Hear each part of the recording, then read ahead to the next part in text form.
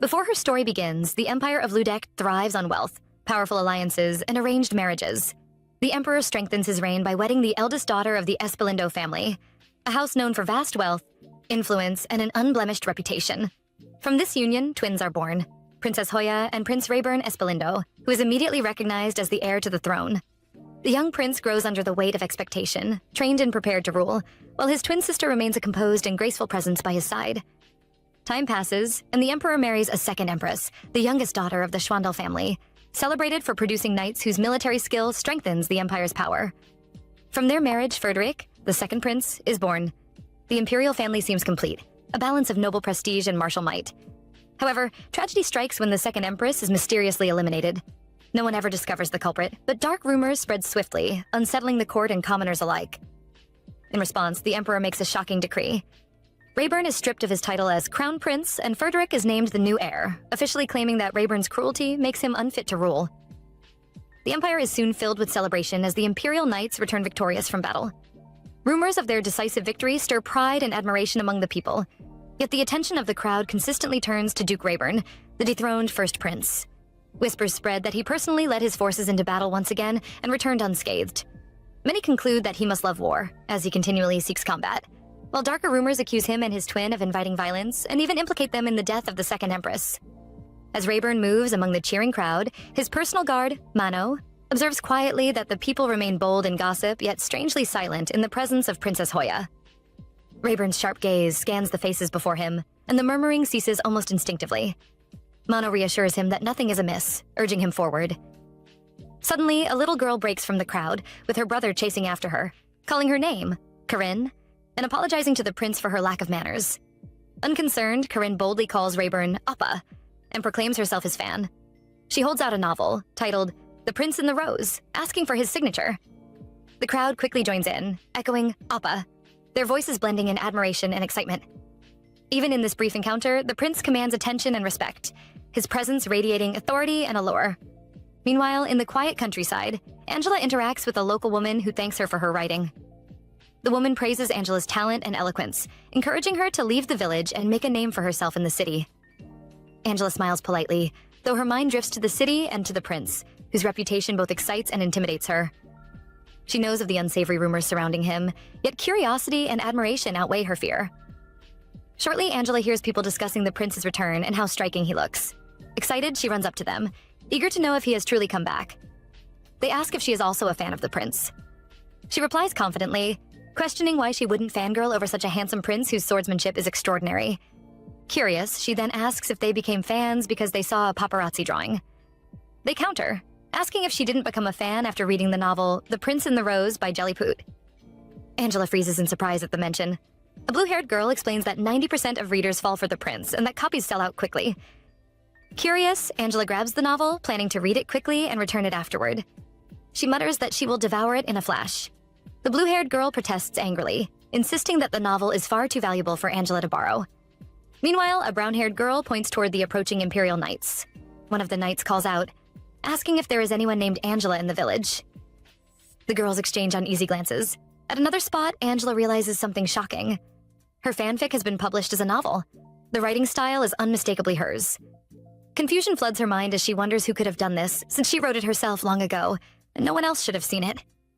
Then she recalls lending the manuscript to a merchant to buy a paparazzi drawing and concludes he must have secretly published it, sold it, and disappeared. Her head aches as she struggles to believe that people actually paid money to read her fanfic. She even wonders if the prince might have seen it. Still in a state of shock, someone calls her from outside. She hurries over, holding the novel, and apologizes to the blue-haired girl for taking it so suddenly. The girl says it's all right. But behind them stand the Imperial Knights. They formally identify her as the author of The Prince and the Rose, and declare that she is under arrest for disrupting the Imperial family's workings and acting as a spy. Angela freezes, echoing the accusation in disbelief. A spy? Earlier that same day, the Royal Council gathered for a meeting. The General Chancellor addresses the council members, asking if they would agree that Rayburn Espalindo has accomplished yet another remarkable feat. One member nods, noting that Rayburn was merciless in his actions. He mentions the rumors circulating. Rayburn completely burning a surrendered village and burying prisoners alive. The General Chancellor comments that the first prince risking his life for such deeds only adds to his notoriety. He warns that, as the saying goes, a leopard cannot change its spots. At that moment, Princess Hoya Espalindo abruptly stands up, intending to leave. The council leader questions her hurried movement and courteously asks her to remain seated, explaining that the meeting is about to begin. Hoya responds with frankness, saying that the stench of the chamber is unbearable, but she promises to return shortly. A council member protests, offended by her vulgar language, but she pays no attention and walks away. Thinking to herself as she leaves, Hoya reflects on her brother's military feats. She had hoped they would enhance his reputation, but instead, they seem only to worsen it. Passing by, she overhears two young girls talking about her brother. One girl exclaims that the prince is amazing, while the other warns her friend that speaking so openly could cause trouble if they are overheard. Still, she continues. Curious, Hoya approaches the girls and asks about their conversation. They are startled and quickly apologize, explaining that they were discussing how incredible the prince appears in a novel. Hoya is taken aback, barely believing her ears. This is the same Rayburn constantly surrounded by terrible rumors. She presses them for the truth, and they tell her about the novel titled The Prince in the Risey. Meanwhile, elsewhere, someone tells Duke Rayburn that the novel has been gaining popularity among the commoners for about 2 weeks. This, they say, is why the atmosphere in the streets seemed strange recently, and why there was such a commotion among the people. Rayburn glances at the pages, reading a line that describes him as a rose, with a thorn that may have hurt countless bees. Infuriated, he pierces the middle of the novel with a knife. The person who had been praising it as a masterpiece is stunned.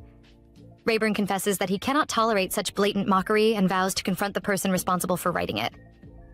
That evening, inside the Royal Knight's carriage, Angela wonders why they consider her a spy. The carriage groans with each movement, as if it's about to break apart.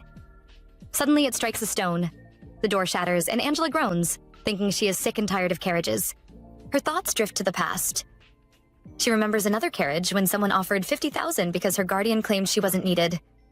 Her guardian had remarked that, though Angela may not look it, she is a skilled writer, capable of drafting lawsuits, letters, and more.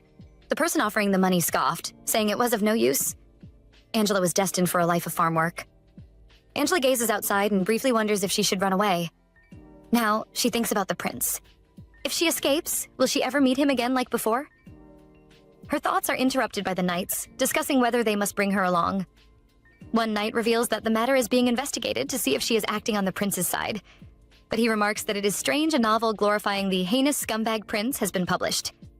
Angela is surprised, but concludes that she has no choice. She must escape. She edges toward the broken door, preparing to jump. Just as she leaps, someone catches her midair. He questions if she is the author of the novel, then carefully puts her back inside the carriage and instructs her to wait. The carriage rider notices a horse approaching rapidly from behind. Meanwhile, Angela's savior climbs to the top of the carriage and attacks the rider. The other knights glance back, realizing they are being ambushed. Soon, the assailant is visible. The knights question his identity, thinking him mad to dare strike the Imperial Knights, until they notice the horse bears the mark of Prince Rayburn. Shock spreads among them as they realize it might be the prince himself. Suddenly, the Duke keeps his sword, leaving the knight puzzled, wondering if he doesn't intend to attack. Deciding it's wiser, the knight resolves to escape and inform the royal family of the situation, but before he can act, someone else rushes toward him. Meanwhile, Angela, terrified, thinks there is no way she will escape alive and silently hopes she might meet the prince in her next life. Someone then asks the Duke about her. He explains that she fainted from shock, and he wonders why the gold-haired man had followed him. The man trembles as he explains that it was the Duke who had been following him on a secret mission assigned by Princess Hoya. He wonders what his sister is planning and why the Duke brought his own horse, and he ponders what the Duke would have done if anyone had discovered him. The Duke pulls out his sword, reminding the man that he had threatened to get rid of the one who wrote the novel. The man halts him, reminding the Duke that the princess had ordered that the author be brought back at all costs. The Duke calmly replies that he is the man's personal guard, not one of his sister's knights, and that the man should know whose order comes first. The man bows, apologizing for his rudeness, but questions if the Duke didn't save Angela for a reason. The Duke responds that they will decide the girl's fate later, after his sister explains the situation, adding that they cannot predict what the princess might do if she finds out the man failed his mission. The man bows again in gratitude, pledging to finish handling the matter, and suggests the Duke return first. The next morning, the Chancellor of the Royal Council considers the previous night's incident gruesome. The guard accompanying him notes that the worn-out arrows likely came from bandits who attacked without realizing they were Imperial Knights, possibly after a noble's valuables. The Chancellor, frustrated, thinks to himself that it is ridiculous to waste time on such a trifling matter over some silly writing. He had wanted to resolve it quickly, but the Crown Prince's displeasure now makes him wonder what the prince is thinking. A subordinate informs him that the inspection is complete. While asleep, Angela dreams of the prince. The vision is so vivid that she wakes up immediately, startled. Looking around, she wonders where she is. The posh furniture and luxury of the room are nothing like her simple village home. Even so, she can't help but feel a spark of delight, thinking about when she might enjoy such comfort again, even if only in a dream. Her mind drifts back to the events of earlier, and she feels a surge of gratitude toward the masked man who had helped her. Without him, she thinks, she might not have had such a wonderful dream. Excited, she resolves to write about the experience the moment she wakes, capturing every detail. Yet a shiver of fear runs through her. Could this be the afterlife? Is she no longer among the living? Questions flood her mind, and regret prickles her for having written the novel that caused all this trouble. Still, she doesn't want to forget the kindness of the Duke, who had helped her when she was younger. Suddenly, a chilling thought strikes her. She recalls the eye color of the Duke and the masked man who saved her. Her heart races, and she screams, terrified at the thought that the murderer could have been the prince. But she quickly refuses to believe it, reminding herself that the prince is a good person. At that moment, a maid enters the room, noting that she heard a loud noise. Seeing Angela awake, the maid introduces herself as Eldridge, the attendant assigned to her. Angela is left speechless, taking in the reality of the moment. The maid warmly welcomes her to Ludect's first prince, Duke Rayburn's mansion. Angela questions if the prince really lives here. The maid confirms it. Angela's mind races, and she realizes with surprise that the masked man who helped her could have been the prince himself. The maid then asks how she should address her, and Angela responds that she's not a scholar, though the maid thinks she seems like a cool person. The door opens, and Mano remarks that he had instructed the maid to come to inform him when the scholar woke up, not to start a conversation with her. Angela apologizes, explaining that she got too excited. A man standing behind Mano adds that he brought some clothes. Meanwhile, Angela observes the workers in the aristocratic house, noting how elegant they look, as if from another world. The maid quickly tells them to stay out for now, since Angela is still in her pajamas, promising to send word when she is ready. The man behind questions this in surprise, and Angela notes that even they are not used to the maid's strictness. Shortly afterward, Angela is seated in the prince's chamber. She wonders if he even remembers her and doubts whether this is a dream. The prince stares at her with an expression of mild annoyance. Silence fills the room, and Mano silently thinks about quitting. A knock on the door breaks the tension, and they are informed that Princess Hoya has arrived. Mano greets her politely, and she responds warmly, acknowledging his hard work. She looks at Angela and remarks that the person sitting must be the author. Angela quickly pleads to be called by her name. The princess gestures for her to sit, saying she is a special guest. Angela can't help but notice how much the prince and princess look alike, and how stunningly beautiful the princess is. The princess then turns to her brother, instructing him to greet Angela. Rayburn drops the novel on the table and questions why his sister brought the author here. She explains that Angela is important to them. Confused, Rayburn asks why she is smiling so broadly. The princess tells him he should be grateful, since Angela turned his messy image into a protagonist in her amazing novel. Angela, sitting between them, feels awkward and stressed. She wonders if the prince also has dimples like his sister when he laughs. The prince asks, and the princess notes that Angela hasn't read the novel yet. He mentions there's a kiss scene between himself and Mano, which surprises Mano and makes the princess laugh. Angela, meanwhile, begins to learn more about his personal guard. The prince references other events from the novel, while his sister notes how much he reads. Trying to shift the topic, Angela timidly asks if the prince was the masked man who saved her the previous day. The princess questions whether he went on the mission with Mano, and Rayburn confirms that he was indeed the masked man. Angela is shocked.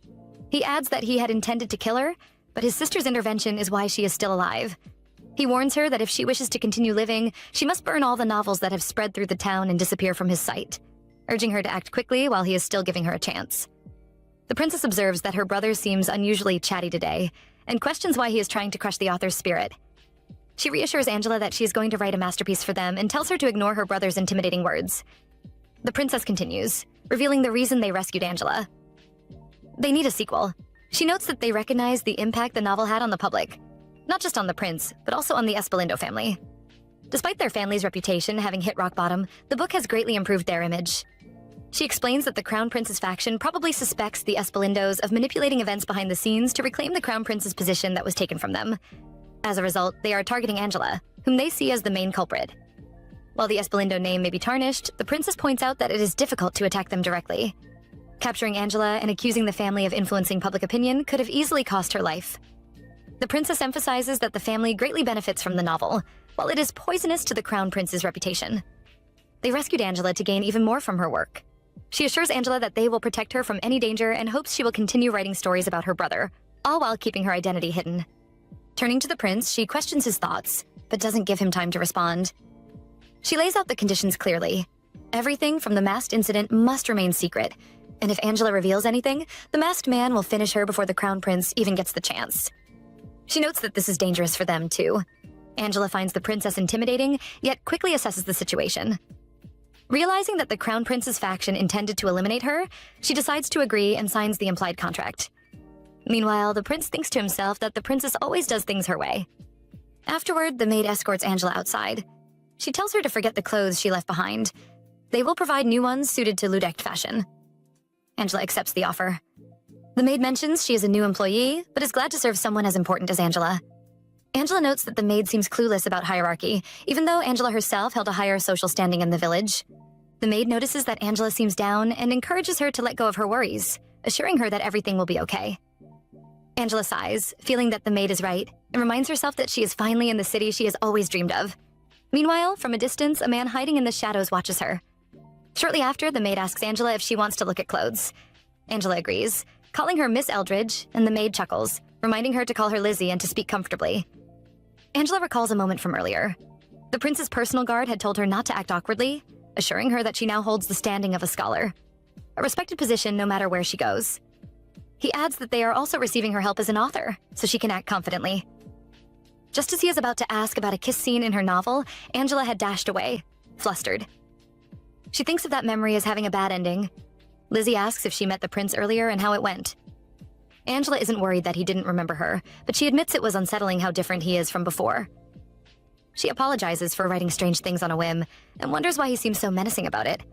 Lizzie, curious, asks if the prince is as cool as he appears in the novel. Angela admits she's read the book many times, and is eagerly anticipating the next one. When they arrive at the clothing store, Angela's eyes widen in surprise. She notes she doesn't have money to buy such luxurious clothes. Lizzie explains that she was instructed to get Angela a generous selection, as she will be staying in the mansion and can purchase items simply by showing a document signed by the prince. Angela asks who authorized it, and Lizzie replies that Sir Mano, the prince's personal guard, did. A lady at the store greets them, but her face flushes when she recognizes her. Apparently, Lizzie has a reputation for wandering the store, messing with the clothes, and leaving without buying anything. She comments that Angela must have it easy, since scholars normally wear simple robes and don't need fancy clothing. She suggests buying something quickly, and then enjoying a treat. Angela's attention, however, is caught by a beautiful dress. Suddenly, the storekeeper interrupts, glaring at Lizzie for touching a dress without knowing its worth. She explains that it is a Louis Vuitton creation and scolds Lizzie for always coming to the store dressed poorly and touching items as she pleases. She doesn't have the money for such things, yet she dared to handle them. The lady tells Lizzie to hand over the dresses she's holding, insisting she isn't going to buy them. Lizzie, flustered and embarrassed, insists she will pay for them today, her voice trembling. Angela is surprised.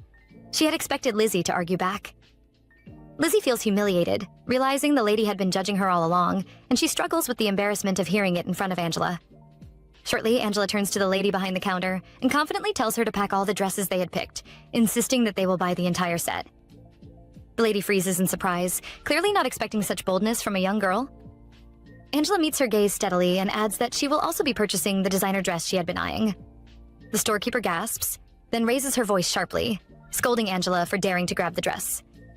Lizzie, on the other hand, nervously reaches for another dress, trying to help. Angela calmly steps forward and opens the Duke's document, showing the signature. The lady's eyes widen, her tone faltering as she realizes who she is dealing with. Angela introduces herself with poise, explaining that she is a scholar at the Duke's residence who had traveled there on short notice, and therefore had no preparation for clothes. She admits she never expected to hear such disrespect in a place like this, but gives the lady the benefit of the doubt, warning her that Lizzie isn't someone to disregard lightly. She hopes the woman doesn't repeat the same mistake again. The lady immediately apologizes, sincere and contrite. Angela takes a deep breath, her heart still racing. She had feared that the lady might somehow discover her true identity. Outside the store, Lizzie beams, thanking Angela for allowing her to wear such elegant dresses. She happily hands her some ice cream and shyly asks if it's all right to use the prince's name to make these purchases. Angela thinks briefly, realizing the enormous sum of money spent. She recalls the princess's words about why they rescued her. They needed a sequel, and they were also benefiting from her skills as an author. She wonders why the prince hates her so much, even though he relies on her work, concluding that it's only fair to spend his money freely, running him dry if necessary. Still, she reminds herself that the prince is a generous person and tells Lizzie to ask for anything else she needs. They will buy it. Lizzie, both surprised and delighted, eagerly agrees. Shortly after, a crowd begins forming outside the store. Curious, Lizzie steps forward to see what's happening. Suddenly, someone grabs Angela from behind, yanking her away before she can react. Lizzie spins around, alarmed, but Angela is already gone, swallowed by the throng. The man holding her pulls her along firmly but quietly. Angela pleads, asking him to let her go, promising that she will explain everything. In frustration, she flings her ice cream at his face, splattering it across him. Her eyes widen as she realizes the man is the merchant who had published her novel. Flustered, she apologizes, questioning why he approached her so suspiciously. The merchant wipes the ice cream from his face, his expression sharp. He explains that all of this is her fault. He has been chased endlessly because of her novel. People keep mistaking him for the author, plastering his image on countless wanted posters, and no matter how fast he runs, there's no end to them. Angela's frustration spikes as she demands to know why he published her work and sold it without her permission, putting her in such a dangerous and complicated situation.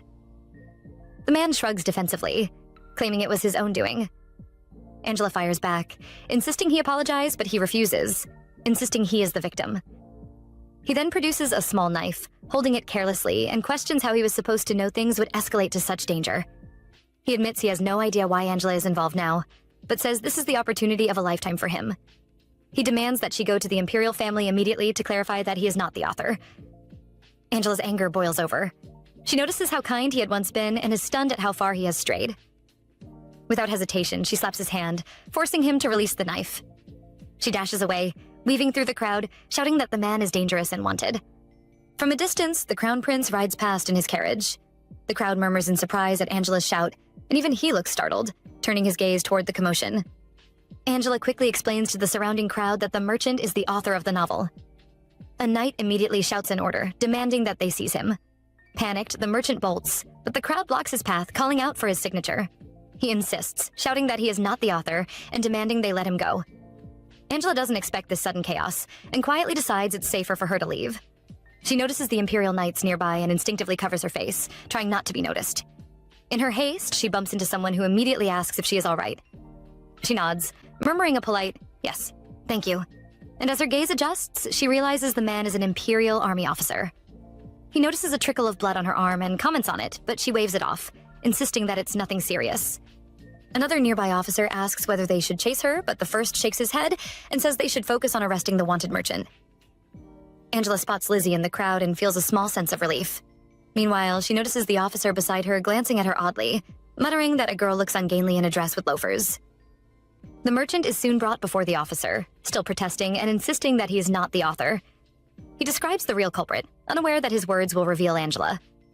Hearing the description, the officer immediately turns. The details match the girl he bumped into earlier. Blonde, low status, and the old wanted poster should remain active. His mind clicks, connecting the dots. The merchant, still shouting and demanding they let him go, curses and rants at the officer blocking his path. A knight nearby steps forward, cautioning him and ordering everyone in the area to show respect.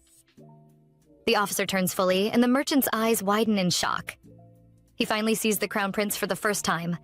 The sight freezes him, and his knife drops from his trembling hands. The Crown Prince picks it up calmly, his eyes catching the blood on it, and immediately understands that Angela is the one at the center of this chaos. In a quiet corner, Lizzie cries softly, apologizing to Angela for everything that has happened. Angela quickly reassures her that none of this is her fault.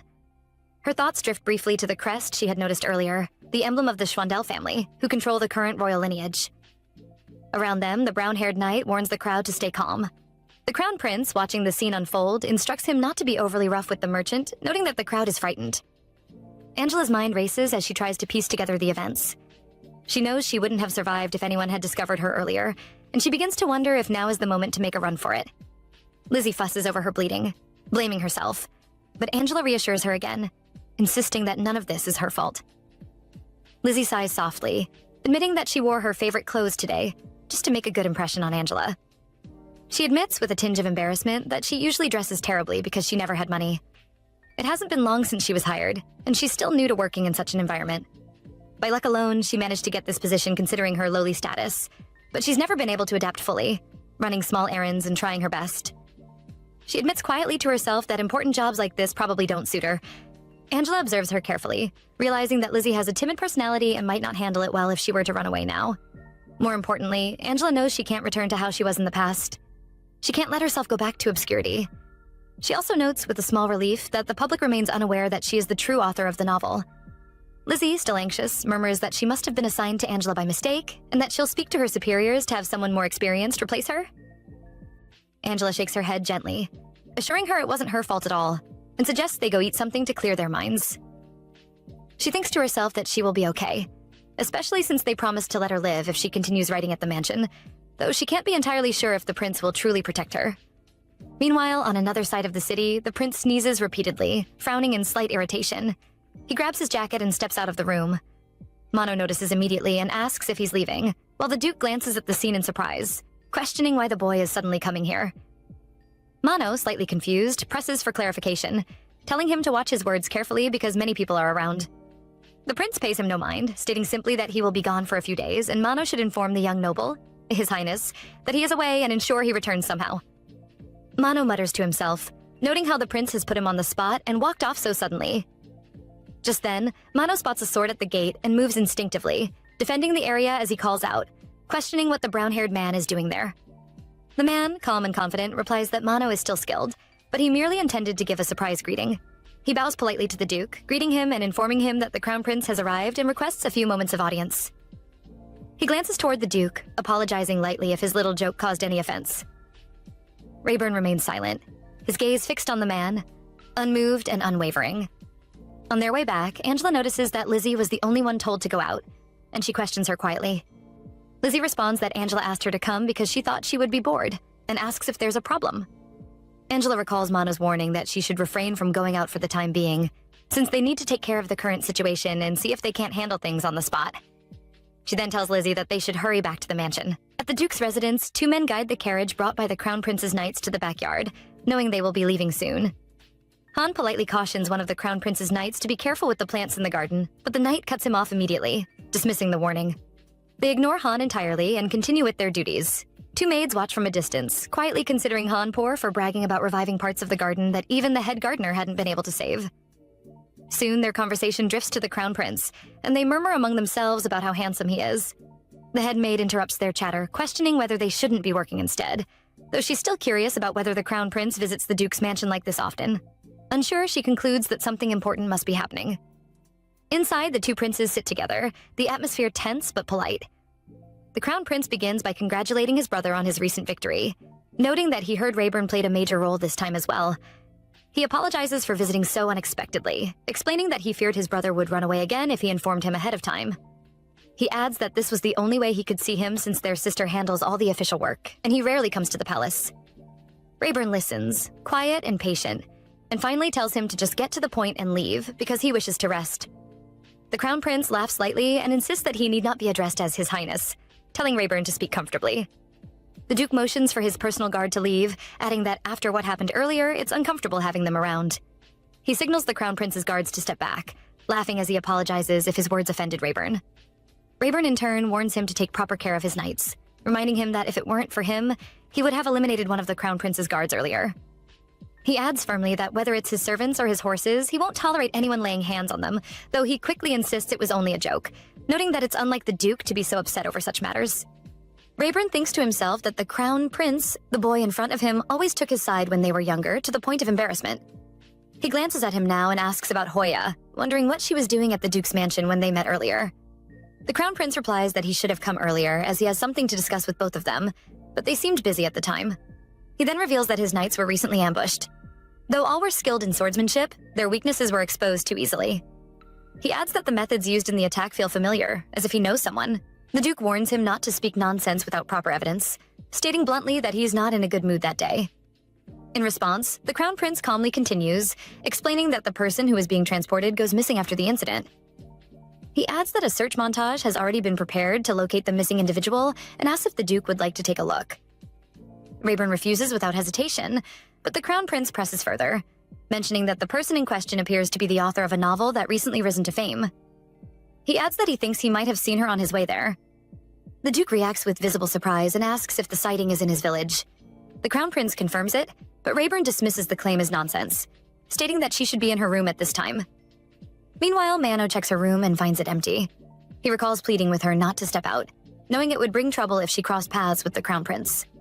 Concerned, he decides to search for her and is caught off guard when he encounters the brown-haired guard. The man asks if he truly is the famed Mano. As he glances around the room, he remarks that he would have drawn his sword immediately if he knew he would be this startled. He then questions what distracts Mano so deeply and asks whether he needs assistance. Mano knows he has made a mistake, but he tells Bourbon that there is no need for help, insisting that it is merely another empty room in the mansion and that he should not wander around without permission. Bourbon, however, observes carefully and notes that it doesn't seem like an empty room at all. He questions where the owner might be. Elsewhere, the Duke studies the drawing of Angela closely, his gaze lingering as he begins to notice a resemblance that unsettles him. The Crown Prince asks whether the person in the drawing seems familiar. He proceeds to describe the dress worn by the girl he encountered earlier and asks if she might be someone the Duke knows. Rayburn responds that it's hard to tell from so little information. He adds that if the woman is wearing a dress, then it certainly isn't Angela, concluding that Frederick is mistaken for once, and there is no need to worry for now. He firmly instructs him not to associate their family with that novel, remarking that he hates even looking at it. As the Crown Prince continues speaking, the Duke suddenly stands, grips him by the coat, and begins to drag him toward the exit without warning. The Crown Prince only laughs, amused, and agrees to leave. At the same time, Mano hesitates to continue searching for Angela because Bourbon remains nearby. Soon, the two princes approach the area. Bourbon signals to the other knights and apologizes, asking them to wait a moment as the coachman has gone to retrieve the horses and carriage.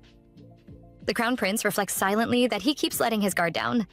Still, he informs the Duke that a victory celebration will soon be held at the palace. He expresses hope that Rayburn will attend, though the Duke immediately declines, stating his distaste for such events. He adds that he will see him out and urges him to leave. The Crown Prince persists, explaining that his visit is meant as a personal invitation and that everyone would surely wish to see the Espalindo family, given their significant role in the war. Despite this, Rayburn refuses once more. The Crown Prince tells him to think it over and attempts to leave the montage behind, but the Duke refuses again, stating firmly that he does not know the woman in the drawing. Before departing, the Crown Prince places a hand on Rayburn's shoulder and quietly tells him to take the drawing and protect the author well, reminding him that Rayburn knows exactly what would happen if his family were to obtain her. The Duke stiffens in shock, his thoughts racing as he wonders how the Crown Prince could possibly know. The Duke's curiosity stirs quietly as he wonders if his brother has figured out that he is hiding the author, though he carefully keeps his expression neutral. He questions whether the Crown Prince truly said he saw the author in the village, and the Crown Prince responds by asking if they aren't supposed to be there. The Duke instantly regrets asking, wondering if he is simply being tested, and he convinces himself that Angela must be in her room. His gaze shifts to Mano, who turns his head subtly, signaling that she isn't there. Memories flash through the Duke's mind. Angela running away the first time they met long ago. Back then, he had believed she would stay by his side forever, and now he wonders why everything and everyone seems to run away from him. At that moment, Bourbon reports to the Crown Prince that he saw an empty room in the Duke's mansion that appears to belong to someone, and judging by the details, it seems to be a girl's room. He cautiously asks if the Duke might be hiding something. The Crown Prince nods in understanding and tells Bourbon to stand back. Meanwhile, the Duke, already striding toward him, instructs that a new guard be assigned immediately. Without hesitation, he draws the Crown Prince's sword to confront Bourbon. The young man defends himself, but the Duke strikes, sending Bourbon's sword clanging into the sky before grabbing him by the throat. Other knights instinctively move to intervene, but Mano steps between them and the others retreat, leaving Bourbon struggling. Bourbon calls out to the Crown Prince for help, but he stands motionless, simply observing the scene. The sword that had been flung into the air lands on a macaron box Angela had been holding, scattering its contents. The Crown Prince frowns at the apparent waste, while Angela mutters under her breath that they are completely screwed. Doubt flickers in the Duke's mind. He wonders if Angela could have really come back. She pulls her hat down low to hide her face, wishing she had come through the back gate if she had known this was where the royal knights would be heading. The Crown Prince, approaching the Duke, remarks that Angela is the one he saw on the street and asks whether she is staying there, and whether he might learn more about her, as she seems interesting. Han, seeing both young women, asks in surprise if Angela went out, his curiosity growing as he walks into the unfolding scene. The Crown Prince addresses her formally as Miss Scholar, while the Duke quickly explains that his librarian needed an assistant, so he brought her here.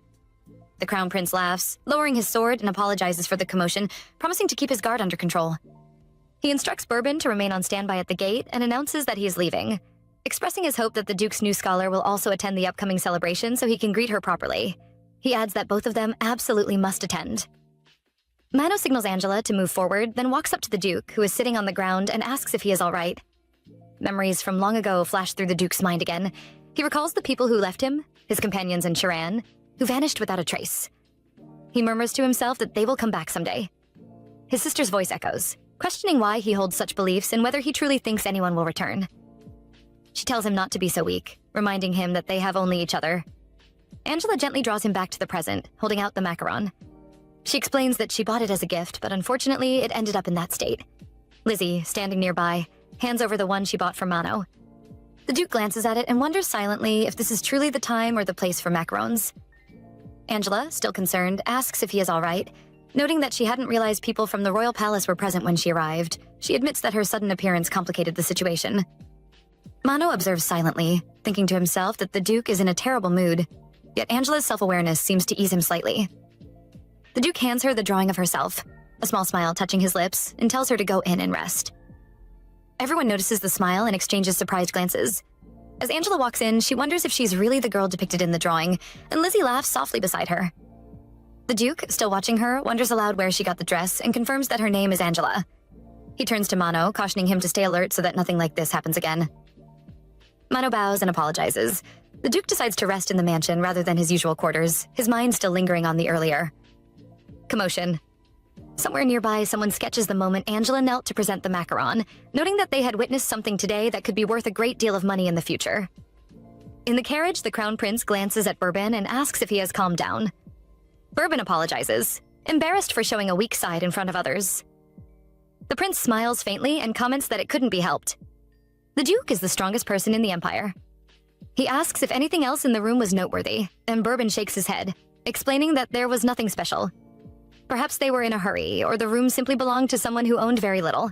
The Crown Prince reassures him that he is not weak and encourages him to follow his heart, to act freely without fear. 3 days pass since the commotion, and Mano suggests that Angela start working on the sequel to her novel.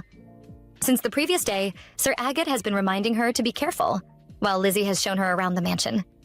The place is wonderful, and Angela finds herself enjoying every detail.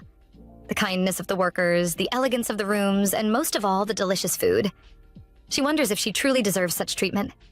Just a few days ago, she couldn't have dreamed of this kind of life. Lizzie, who had worried about adapting to her new role, has now become remarkably popular among the maids after the incident. For the first time, Angela only has to think about herself. With Sir Agate's help, she secures a quiet place to write and spends most of her time in the library. She decides to start the sequel, but the whole morning passes, and she's still stuck on the title. Because she must be careful about what she writes, inspiration eludes her, and nothing seems good enough.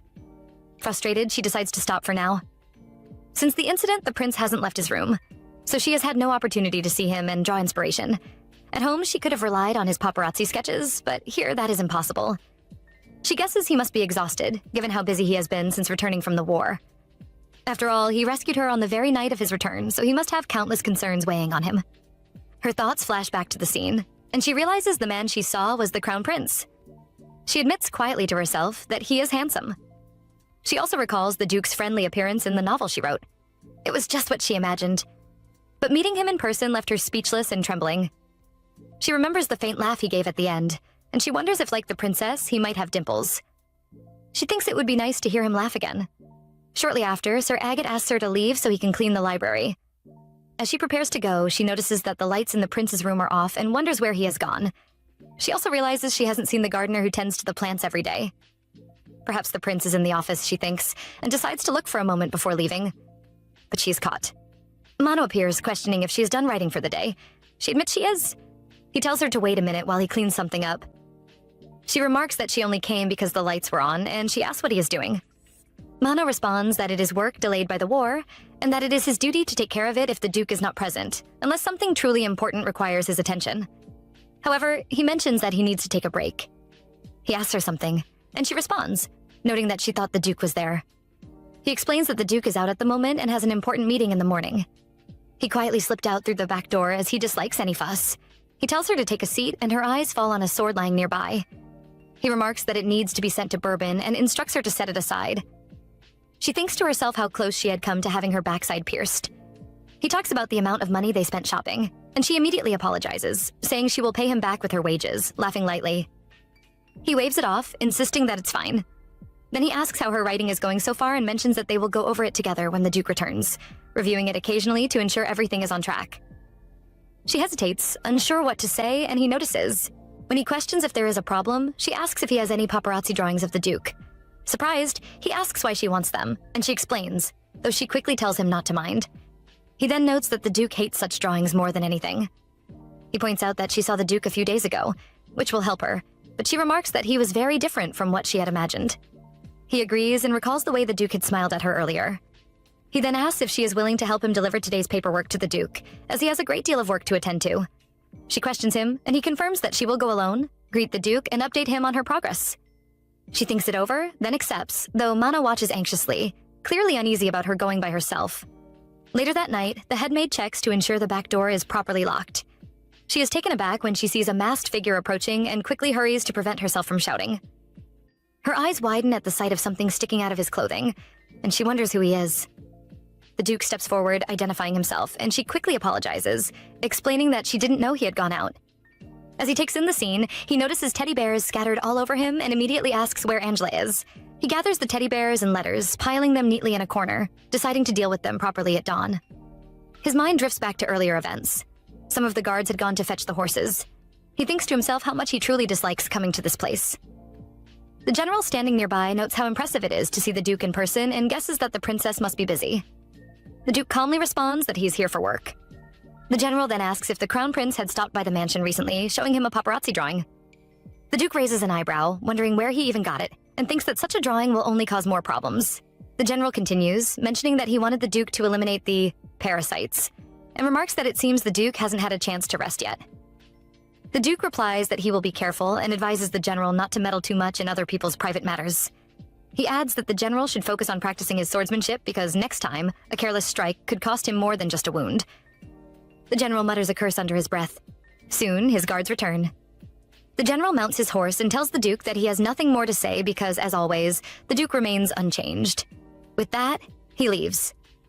As the gates open, the people outside seize the opportunity to rush in, and the general stumbles. He calls for his guards, demanding to know where the sudden crowd came from. The crowd hurries toward the Duke, showering him with teddy bears and letters. He takes it all in stride, promising himself that he will deal with the author of the book properly. Meanwhile, the general regains his footing, bewildered by the sudden chaos. One of his guards draws a sword, but he immediately orders him to stand down, reminding him that these are commoners and their actions shouldn't ruin the family's image. Someone in the crowd questions if the general isn't part of the Schwandel family, while another comments that something serious must have happened to him. They continue discussing how the family seems rude and arrogant, noting a rumor that the Crown Prince's escort knight had drawn his sword in the village just a few days ago. The people quietly conclude that this family could be as dangerous as they appear in the novels they've read. Back in his chamber, the Duke sits with a novel in hand, reading intently. Something about the story makes him tense, and he notes silently that it carries a certain danger. At another end of the mansion, Mano dozes lightly when the headmaid walks in, informing him that she is there. He asks if Miss Rebecca is still working, and she explains that it's because of Agate. She then updates him that the Duke has returned and requests that he inform her in advance whenever the Duke leaves, as it often surprises her. She laughs lightly before adding that the Duke is searching for Scholar Angela, and ominously said, "If I see her, she's unalive." Mano freezes in surprise. The maid continues, noting that Angela is probably asleep at the moment. She apologizes for being a bit late to inform him, explaining that she had been busy catching rats, and teases that it's all because Mano keeps messing around like this that she has to deal with pests. However, he notes that they are in trouble. Meanwhile, Angela is a bit nervous about being alone with the Duke, but she has a weird feeling. The Duke reads a passage in the novel. Where did the rumors about Prince Papa, who was already Crown Prince, murdering the Second Empress come from, huh? The Duke notes that Frederick may react sensitively to it, and that it was a sharp part hiding in all of the nonsense. To him, it's mostly nonsense. Other pages question where the rumor that says the twins of the imperial family are only called for blood comes from, and what benefits they have from the war that has been raging these last recent years. Rather, it's the Schwandel family whose stature depends on military power. The Duke then realizes that it's the reason people said that about the general. He can't believe Angela mentioned the Schwandel family, and he notes that she wrote it dangerously. One can't dig into the imperial family so openly in a popular book. There's a knock on the door, and he tells the person to come in. She walks in excitedly, calling him Prince. He spits the water in his mouth in surprise. He wonders why she is there. He thought it was Agate. Meanwhile, she thinks the prince is cute in his pajamas. Though she is so nervous, she proceeds. She questions if he had a good rest. He is confused, wondering if she didn't get the message, and notes that she is too bold. However, he tells her where to put the paper. He concludes that she has something else to say, while she notices that he doesn't feel good, so she decides to ask next time. Shortly, he tells her to sit, and she admits that she has something to say. He intends for her to sit a little over, not so close to him. He can't help it. She doesn't understand his reaction, so she decides to say whatever and run away. She then states that there are a lot of rats in the mansion. She sees her book on the floor and wonders if he was reading it. She decides to ask him something. He tells her to get straight to the point. So she questions if he remembers her, explaining that they took care of Sharan together. Back then, she plays with Rayburn Espalindo. Then she hears the rumor that the first prince, the former crown prince, murdered the second empress just 2 days ago. Shocked, she runs away from him. At the moment, he touches her face and questions what she is implying by asking if he doesn't remember her. Squeezing her cheeks gently, he tells her to answer. She pushes him away immediately, stating that he's too close. She realizes what she just did, her face heating with embarrassment, so she explains hurriedly and says sorry. Meanwhile, the prince freezes, startled by her unexpected actions. However, he sits up, and she starts talking about the novel immediately. He stops her, telling her never mind, that they can talk about it next time, and she reluctantly accepts. Now her mood is terrible. She can't believe she acted that way upon seeing him for the first time, and she wonders anxiously what if he avoids meeting her from now on. Suddenly, he takes the novel from her and questions if she didn't have another purpose for coming. Then he mentions that he will visit her study the next day. He suggests that she goes to rest since it's getting late. She smiles nervously, stands up, and takes her leave. But Mano opens the door, yelling her name, and the door hits her lightly. He immediately asks if she's unharmed. She responds, "Not anymore," and he apologizes. Still, she leaves, stepping out quickly. Mano thinks about the headmaid's words that the Duke will deal with Angela, but he also apologizes internally for visiting the Duke so suddenly. He notices the letter from Princess Hoya hasn't been read yet, and he recalls that she also sent him a letter instructing that he should inform the Duke about her visit to the mansion soon, because she doubts the Duke would read it himself. Meanwhile, the Duke questions if he remembers Sharan. He responds that it was the baby bird he raised when he was younger. The Duke asks if she really ran away. Mano responds that he's not sure, then informs him of his sister's visit. The Duke permits it, so Mano leaves. Only then does the Duke realize he forgot to tell Mano to get rid of the teddy bears, but he notes that it seems he hasn't rested for the past few days. Elsewhere, the General Chancellor visits the Crown Prince. He commends the guards at the gate before stepping in. Inside, he frowns deeply, his expression stern. The Crown Prince questions what he's doing there so late. The General grabs him firmly and questions if he isn't lucky, whether this is the time to be playing around and if he realizes what he witnessed today. He notices Bourbon unsheathing his blade at a distance, curses under his breath, and instructs him to leave immediately if he doesn't want to become unalive. Bourbon bows and departs quickly. Meanwhile, Frederick notes that the General shouldn't have stopped by so late at night, because his fiancée could have been visiting. He then questions if something bad has happened. The General seizes him immediately, his hand raised as if to slap him. Prince Frederick flinches, recalling a past moment as he reacts instinctively. However, the General pauses, his expression hard but measured, and remarks that it's unbelievable Frederick is afraid of something so trivial.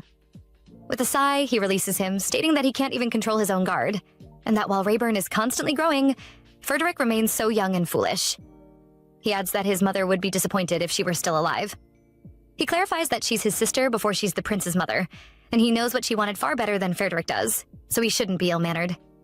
The Crown Prince thinks to himself that the General is acting like his father, yet he wonders why the General is here at all. The man responds curtly, explaining it's because of the vulgar book that has been circulating. He wants to know why Frederick hasn't managed to take care of it, despite focusing on it for the past few days. He adds that Frederick must understand the gravity of what he had to deal with because of it. Prince Frederick notes quietly to himself that the General refused to listen to him before, and now he finally understands just how serious the situation is. Then the General spills what he has discovered. The original author is currently staying at Prince Rayburn's mansion, and Frederick has pressured her to attend the upcoming party. The General shakes his head, considering it a constant pain. Everything Frederick does seems to aggravate him. He bluntly states that the Crown Prince should just eliminate her. The young prince counters internally that if rumors of an elimination were to spread at this moment, it would only make things worse. Public opinion is currently obsessed with the novel, so it's not something that can be resolved easily. He reasons that the author could be very useful if she joins them willingly. He just needs to ensure her loyalty. However, the General frowns, noting it would become quite difficult if Rayburn develops feelings for her, but he instructs Frederick to handle it before it's too late. At Rayburn's mansion, Angela sits quietly, thinking to herself that the Duke remembers her but is deliberately pretending he doesn't. Her mind flashes back to his expression during that earlier encounter, dangerous, commanding, and undeniably handsome. She shakes off the thought and turns her attention to planning what she will wear the next day. Suddenly, a rat scuttles across the floor and bumps into her. She screams in fear and kicks it away instinctively. Before she can recover, she sees someone approaching and shouts in surprise. Prince Rayburn hears her cry, his instincts kicking in immediately. He grabs his sword, realizing it's his fault she was left defenseless, especially with even the General Chancellor having been involved earlier. He throws on a coat and dashes out without hesitation, moving as fast as he can toward her. Mano also hears the noise and quickly steps out, spotting the Duke. Their eyes fall on Angela, who is holding a young man she calls a pervert. The person protests frantically, insisting that he isn't one. Angela holds him firmly, explaining the situation as best she can, but soon the young man stumbles and falls, dropping his bag in the process. Without hesitation, Mano decides to give chase. He leaps down from the balcony, startling the person even further. Meanwhile, Angela feels a pang of guilt. She hadn't intended for Mano to put himself at risk on her behalf. The Duke, however, calmly states that they still need to apprehend the trespasser, regardless of whether it was her. He asks her if she noticed any other suspicious individuals, and she shakes her head, affirming there were none. The Duke, still slightly worried, notes that the entire situation is so bizarre that he never got a proper look at the person's face. Angela, trying to help, hands him the fallen bag. He inspects it carefully, observing the young man's clumsy demeanor. Judging by this, he concludes that the person is unlikely to be an assassin. Instead, he's probably a paparazzi. Opening the bag, the Duke discovers a sketch of himself holding Angela's cheeks earlier. He freezes for a moment, astonished at how he had behaved with her, completely unaware of how intimate it had appeared. Shortly after, Mano reports that he lost sight of the person by the back entrance, but he intends to pursue him on horseback to capture him. The Duke turns just in time to see Mano slam his head on a tree. Realizing that Mano is far too sleepy after several sleepless days, he tells him not to go. The Duke frowns, considering the situation troublesome. The person had managed to hide his presence so effectively while making sketches, proving his skill at stealth. It confirms the Duke's suspicion. This is definitely the paparazzi the General Chancellor had warned him about. He thinks to himself, a shadow crossing his face, that if the Chancellor finds out the paparazzi escaped, he will undoubtedly unleash some again in secret. The Chancellor has grown vicious toward them. Meanwhile, it's Angela's first time seeing a paparazzi up close, and she finds the whole situation surprisingly interesting. Yet, at the same time, she can't help but express shock, noticing that the drawings in his possession are exactly the same as the ones she had seen earlier in her room. She thinks to herself that, with this guy's drawings, she doesn't really have to worry about the novel being compromised. However, a thought quickly crosses her mind. She really wants to catch the guy herself because now she has seen his face clearly. The Duke, on the other hand, knows very well that he can't send her alone on this task, but he also realizes that it's best they catch the guy as soon as possible. He considers sending Mano, yet he immediately dismisses the idea because of the way Mano is currently, and he recalls the princess's earlier words about how important this period is and how carefully he needs to guard the estate. She had emphasized that she's trusting him completely, so after a brief pause to think it through, he concludes that the best course of action is to accompany Angela personally to search for the person. He instructs Mano to get some rest, though the young man isn't entirely happy about being left behind because he knows he's lacking in some areas.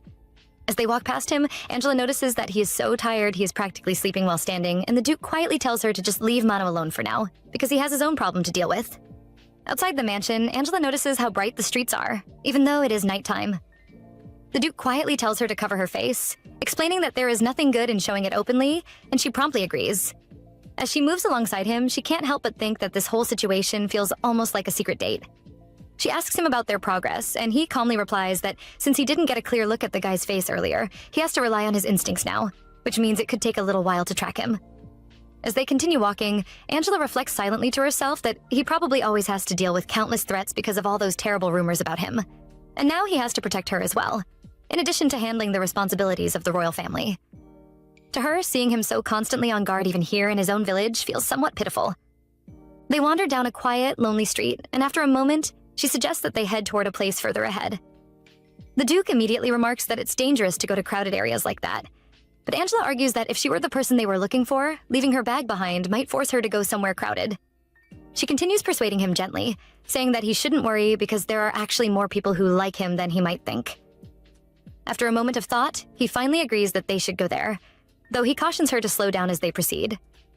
Misunderstanding his warning, she actually moves faster, and the Duke has to remain extra vigilant, aware that enemies from the Chancellor could be lurking anywhere, and everything around them seems suspicious in his eyes. Despite regretting having brought her along, he hurries to catch up to her. Shortly after, fireworks suddenly light up the night sky. They both stop for a moment, standing together and watching the display. Angela, still excited, suggests that they walk around a little while to enjoy the spectacle. The Duke, however, realizes once again that trying to protect her is going to be far more difficult than he initially anticipated. He instructs her to remain vigilant, while she, feeling a little embarrassed, apologizes softly because it has been so long since she last saw fireworks, and she got a little carried away. The place is like a tourist spot dedicated entirely to the prince, filled with decorations and memorabilia that celebrate him. Angela notes quietly to herself that it seems even more lively at the moment, probably because it's nighttime, and she thinks it would be fun to come back here sometime with Lizzie to explore properly. Shortly after, they notice someone acting very theatrically like the Duke, moving among the crowd and even giving free hugs to anyone who approached. She finds the whole situation absolutely hilarious and can't help but laugh, thinking to herself how many people genuinely love the Duke. Meanwhile, the Duke himself considers the scene nothing short of an eyesore, frowning at all the commotion. Seeing it as a distraction, he suggests they leave for somewhere quieter. Angela recalls that she had come here before with Lizzie, but now the crowd feels overwhelming. She hesitates for a moment and questions whether the Duke is really okay navigating through such a place, as it seems far too crowded and chaotic.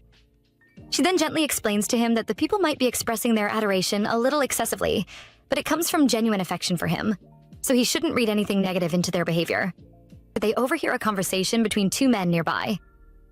The first man complains that the town has turned into a shitty mess lately, all because of a single hunk of paper, referring to the infamous novel.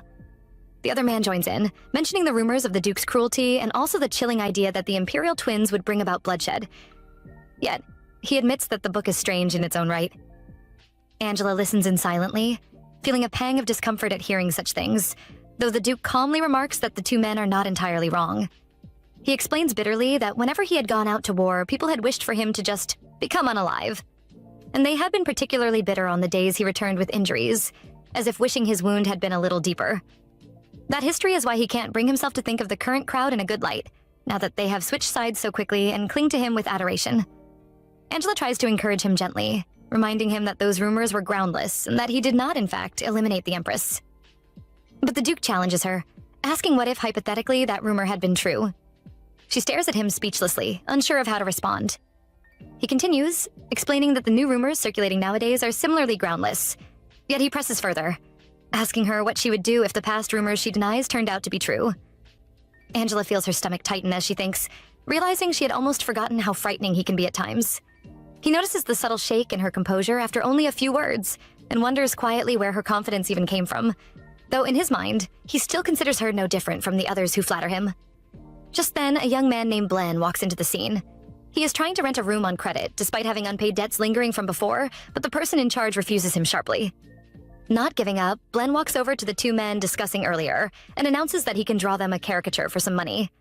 The men scoff at him, calling him a little kiddo and a scammer, dismissing his offer outright. The Duke quietly leans toward Angela and instructs her to check Blen's face carefully, noting that this is exactly the person they have been looking for. Angela, however, is lost in her own thoughts for a brief moment, wondering silently why she had trusted the Duke so completely all along, even amidst such chaos. Meanwhile, Blen walks up to them confidently and casually asks Angela if she wants a caricature, promising that he would draw her so she wouldn't look ugly. Angela immediately notices something familiar about him and realizes that he is the paparazzi she had been looking for. At the same time, Blen recognizes her as well, his eyes widening slightly in surprise. Without hesitation, the Duke grabs him firmly, startling Blen completely. At that moment, someone else arrives at the scene, questioning loudly what is happening. Angela quickly responds, trying to keep things calm, saying that they are just greeting an old friend of theirs. The Duke, however, wastes no time and instructs Blen to follow him quietly without causing a scene. Blen nods in agreement but can't resist calling the attention of the people around, loudly announcing that Prince Rayburn himself is present. The crowd gasps in confirmation, excitedly acknowledging his presence, and they begin offering gifts, creating a commotion. Seeing that Blen is trying to make a run for it amidst the distraction, Angela decides immediately that she has to go after him. After a tense few moments of chasing Blen, he remarks half annoyed, half amused that people might assume he had beaten her up if they saw her like that. He questions aloud why she jumped off the edge when there was a perfectly normal ladder right there. Yet he quickly clarifies that he isn't feeling sorry for her at all, and firmly asks why she is even chasing after him in the first place. Despite his tone, he reaches out and helps her up, adding that he would feel bad if he left her there. Angela, seizing the opportunity, immediately grabs his shirt, holding on tightly. She calls him out directly, calling him Blen, the paparazzi who only ever stalks Prince Rayburn. Blen is genuinely surprised that she knows him, his expression a mixture of shock and amusement. Angela explains eagerly that she is a huge fan of his drawings, and then she quickly apologizes for calling him a pervert earlier, feeling slightly embarrassed. Soon, they settle on the ground, sitting close together as they begin talking. She reveals that she started collecting his drawings 5 years ago, and Blen responds, noting that it was back then when his drawings of the prince didn't sell particularly well. Yet he thanks her sincerely for being such a die-hard fan. Angela smiles, saying that it was all because of him that she could continue standing Prince Rayburn so passionately over the years. Then, more seriously, she explains that she chased him down to confirm something important, showing how determined she is. Meanwhile, someone watches from the shadows, a man lurking quietly and calculating his next move. He thinks to himself that now would be his chance to target Angela, especially since the prince isn't right there to protect her. But he notes to himself that she is rarely ever alone and always seems to have someone with her. Still, he decides that he has to act quickly and get rid of her along with Blen before it's too late. The Duke, standing firmly in front of him, narrows his eyes, having already suspected something suspicious. He questions silently to himself who would have thought that the Chancellor would actually send an assassin. Observing the situation carefully, he concludes that the Chancellor remains as simple-minded and predictable as ever. The prince is only protecting the author because of Hoya. He thinks to himself that he probably should have just pretended he didn't see her and left her alone, letting things take their course without getting involved. Still, as Angela continues talking with Blen, she leans forward eagerly, expressing her curiosity about seeing all of his drawings of the prince that he's sketched so far. She asks in a mixture of excitement and wonder, wanting to know exactly how he managed to capture the prince even on the battlefield. Blen responds calmly, explaining that no matter how badly he might need money, he doesn't fabricate things. He only sketches what he sees with his own two eyes. He goes on to tell her that he started doing this minor genre of sketching because he thought that focusing on something that others weren't doing might unexpectedly become profitable. However, because of all the bad rumors surrounding the prince, his work never really gained much attention or success. He adds that he had even considered stopping and following someone else instead, but as one can tell from the drawings themselves, the prince ended up being far too interesting to stop sketching. He pauses for a moment, then glances at Angela and asks if she's crying.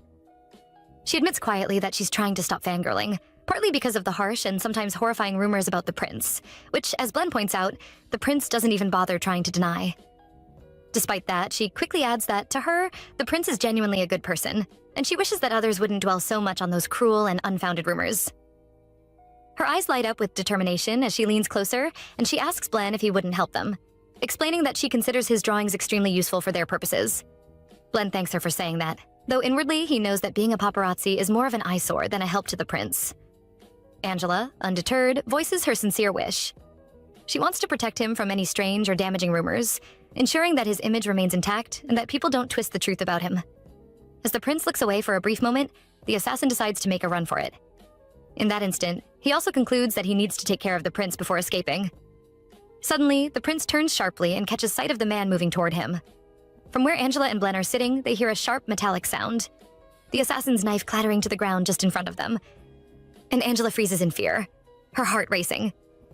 The prince calmly gives the assassin an ultimatum: either become unalive right there or deliver a clear message to the general that he must never, under any circumstances, lay a hand on the author again. The prince emphasizes that if the general tries to threaten her again, whether or not he actually receives the message, the prince will absolutely not tolerate it. The assassin bows deeply, overwhelmed, and flees immediately without further hesitation. Angela, who has only just started observing the situation, reflects quietly to herself. She realizes that people often misunderstand the prince because he rarely explains his intentions clearly. They believe only what they see at the moment, without grasping the hidden meaning behind his actions. She exhales and thanks him softly for protecting her in that way. She adds that she will take it upon herself to reveal the hidden meanings behind his deeds, so that others will not be so easily swayed by rumors or shallow impressions. After that tense moment, the prince kicks the fallen knife away with a flick of his foot. He reaches out for her hand, pulls her up to her feet, and leans in slightly to whisper. He warns her not to trust him so completely, because he does not trust her either. He adds with a faint smirk that she did well by successfully losing the paparazzi and handling the situation. Meanwhile, the assassin is retreating when Bourbon intercepts him. Bourbon questions the man briefly, and the assassin explains the message from Rayburn and provides further details. Without hesitation, Bourbon eliminates the man immediately. After dealing with the threat, he turns and heads straight to meet Prince Frederick. The next morning, Mano questions Angela about whether they finally caught the paparazzi guy at dawn. He admits quietly to himself that he regrets falling asleep the previous night, thinking he could have been more useful. Angela, on the other hand, waves it off with a light laugh, saying that it's fine and that it was actually fun in the end. She recalls how Blen had proposed to draw even more sketches, but the prince had warned him sternly not to come near the estate again. She giggles quietly to herself, remembering how Blen had even offered up his hidden stash after she promised to give him a hefty payment. Mano shakes his head, noting that engaging in paparazzi behavior and trespassing on the Duke's estate is a serious offense. He thinks that, given the circumstances, the Duke was far too merciful to simply let the man go. Angela blushes slightly as she recalls a particular moment with the prince during the chase, and she remarks softly that he's just so cool. Mano stares at her for a while, clearly amused, then asks if she actually slept over at the mansion. Angela quickly lies, saying that she stayed up all night writing. Mano raises an eyebrow, wondering silently if she really likes the prince that much, and he concludes that she's acting just like a child in love. Shortly afterwards, Sir Agate enters to inform them about the princess's arrival. Mano frowns to himself, questioning if Princess Hoya didn't say she would visit the next day instead. Soon, the princess meets Angela and greets her warmly, immediately curious about how things are going. Angela responds politely, explaining that she is making preparations to start writing soon. The princess raises an eyebrow and teases her, asking if she's been fooling around the entire time. Angela explains that she's been brainstorming for a suitable plot and even suggests a scene involving a late-night downtown outing with the prince to catch a paparazzi. The princess and the prince both wave off the idea casually, though they seem entertained by her enthusiasm. After a brief pause, the prince informs Angela that he'll be leaving soon, noting that she didn't tell them about her visit today. Angela quickly explains that it's only a day earlier than expected, and the prince simply smiles, tells her to have fun, and begins to leave. Before he goes, she quickly asks him about Prince Frederick's visit and about the sword she sees nearby, wondering if it belongs to Bourbon. Mano blushes slightly, feeling guilty because he was supposed to put it away, but Angela arrived earlier than expected. She also questions why Mano didn't report this to her. The prince calmly defends himself, stating that it isn't the kind of matter that needed to be reported to her. Angela sighs softly, then asks about whether he will be attending the banquet. She continues, noting that the news has already spread among the nobles, and that she also heard Angela was invited. The princess comments that Frederick must have figured out the author's identity, reasoning that there's no way he'd be so interested in their new scholar otherwise. She questions if the prince truly tried to hide this from her, and remarks, with a small frown, that they had promised there would be no secrets between them. The thought makes her feel a little depressed. Angela quickly reassures her that it's not that complicated. She explains that she simply told the prince she wanted to go to the banquet. She continues, smiling faintly, that while she may be shameless in some ways, she believes that visiting different places will inspire her to write more creatively. Angela adds quickly that the prince had to follow her because she had been nagging him too much, insisting that it wasn't his intention to hide anything from the princess. She explains that everyone, including the prince, has been busy with various matters, and even Mano has been staying up for 4 nights straight to help keep things in order.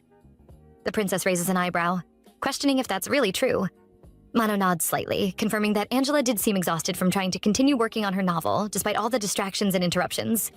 The princess sighs softly and remarks that the banquet isn't a place where one can simply fool around and have fun. And she asks seriously what Angela intends to do if someone begins to suspect or question her during the event. Angela responds confidently that she knows the stakes and that attending the banquet is actually a big opportunity for her to publicly resolve previous misunderstandings. She assures the princess that she will thoroughly prepare to avoid making any mistakes that could compromise her position or reveal her identity.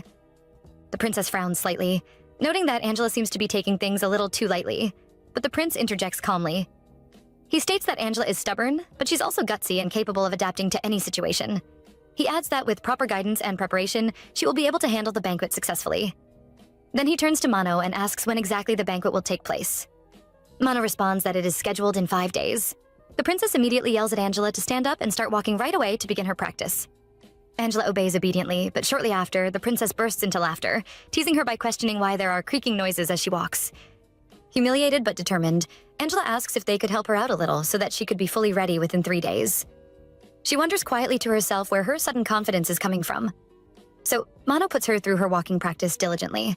After much repetition and effort, Angela finally asks for a break. The prince shakes his head, reminding her that there isn't time for pauses if she wants to be ready in 3 days. They continue practicing, but she struggles to get the steps right. Frustrated, she yells out without forming words, and the prince calmly reminds her that she asked him to help her in the first place. She pauses and questions whether he isn't busy, since he's already been stuck teaching her all day. He responds that he cannot let the maids teach her because they don't know proper palace etiquette, and hiring an expert is impossible because her identity must remain hidden at all times. Angela is grateful that he cares so much, but she hadn't expected him to be so meticulous about the way she walks. She finds it nerve-wracking to have him watching her every movement so closely. Despite the pressure, she decides to continue practicing seriously. The prince notices that her feet are swollen from all the training, but he also sees that she is trying her best and pushing through the discomfort. Shortly, he informs her that she will eventually have to walk in high heels at the banquet and asks if she is okay with that. Angela expresses surprise, admitting she never even thought of it before. In her next attempt, she twists her ankle and falls abruptly. The prince raises an eyebrow, wondering why she is so clumsy, his expression unreadable. His mind drifts to his sister's words, lingering in his mind. She had said that she wasn't entirely sure how much of what Angela said could be trusted, and he knows they cannot afford to be blindsided by the Schwandel family. The warning echoes in his thoughts. The moment their plans go awry, they may need to get rid of her. So he shouldn't allow himself to get attached to her, no matter how endearing or capable she appears. It takes 5 long hours to fix her posture and perfect her stance. Then they move on to the next step. Learning history and general language from the Liberian, followed by etiquette lessons, and then a short break for writing. By night, she finally goes out with someone and buys a prince-themed mug and a delicate handkerchief. Meanwhile, a few people ask about Angela. Lizzie explains that she has been stuck in the library for days, which is unfortunate because she really wanted to go out and have some fun. The prince, returning quietly to the mansion, notices in secret that everyone has been so absorbed in preparing for the banquet that no one has been paying attention to security around them. He also realizes that if Frederick hadn't discovered he was hiding the author, he wouldn't have even been invited to the banquet, and they wouldn't have to go through all these troublesome preparations. He considers the situation a real pain. Angela hears footsteps and mentions Lizzie, reminding her that she can't go out today. But it's the prince who has walked in. He remarks that she should have gone out if she was going to act like this. Angela screams in surprise and tears the paper in front of her. Then she notices her nose is bleeding, and the prince immediately asks why. She ignores him and promises that she will be ready the next day, which is the 3rd day, adding that she still has some studying left to do. She then mentions that he must be busy as well, but he came to the library and she wonders if he isn't tired. He doesn't answer her directly, his gaze fixed on what she wrote earlier. He notes that since it's a banquet, she wants to dance too, though she probably won't get a chance. He then remarks that her nosebleed is likely the result of sitting inside all day reading books, and he tells her to get up immediately. She tries to offer an excuse, but he swings her chair slightly and threatens her, insisting she hurry up before he lets go of it. Finally, he offers to teach her how to dance. Shortly after, he begins giving her instructions. She shouldn't step forward at all unless someone invites her to dance. Mano will stay close to her, acting as her cover so she doesn't need to worry. He continues, explaining that there's nothing to gain from drawing attention to others, but he wants to teach her this just in case. She can hardly believe what's happening, yet when the prince offers his hand, she hesitates for only a moment before taking it. Suddenly, she accidentally steps on his foot. She quickly apologizes and mentions that it's dark, making it hard to see. He calmly tells her to lift her head, keep her eyes on her partner, and follow the rhythm carefully. Despite his instructions, she keeps stumbling on his feet, though he deftly adjusts to avoid her missteps. She can't help laughing, and he questions her softly, asking if it's funny to her. She denies it quickly and reassures him that she won't have to worry about the novel for now. She then explains that she started writing when she was little by jotting down all her pleasant dreams so she wouldn't forget them, and that's how she eventually ended up writing about him. She adds that since coming here, it has felt like she's living in a dream. Her thoughts briefly flash back to the memory of sitting beside the princess and having the first conversation with the prince. Feeling a playful impulse, she decides to take a small revenge on that incident by stomping on his feet again. She says, "Sorry once more," and in response, he begins using both hands to guide her movements. He sternly tells her that there shouldn't be any more mistakes. He adds that if she stomps on his feet again, it will be obvious that she's doing it on purpose, and he will stop immediately. She notices that his movements have subtly changed, making it nearly impossible for her to step on him again, even if she tried. Shortly after, he remarks that she's following his lead quite well now, a hint of approval in his voice. In a flashback, someone tells a blue-haired girl to look up into the distance at the Ludext Empire's Kingdom Castle. The sky in the Ludext Kingdom stretches impossibly high, and she quickly decides not to look. Her maid sighs softly and calls her poor thing because she is crying again. She has heard that the Crown Prince of Ludext is a man surrounded by dark rumors as deep and impenetrable as the color of his hair. Naturally, she is terrified of the day when she, a princess from a small neighboring kingdom, will be engaged to the Crown Prince to form an alliance. Yet, the day arrives, and she finally sees him.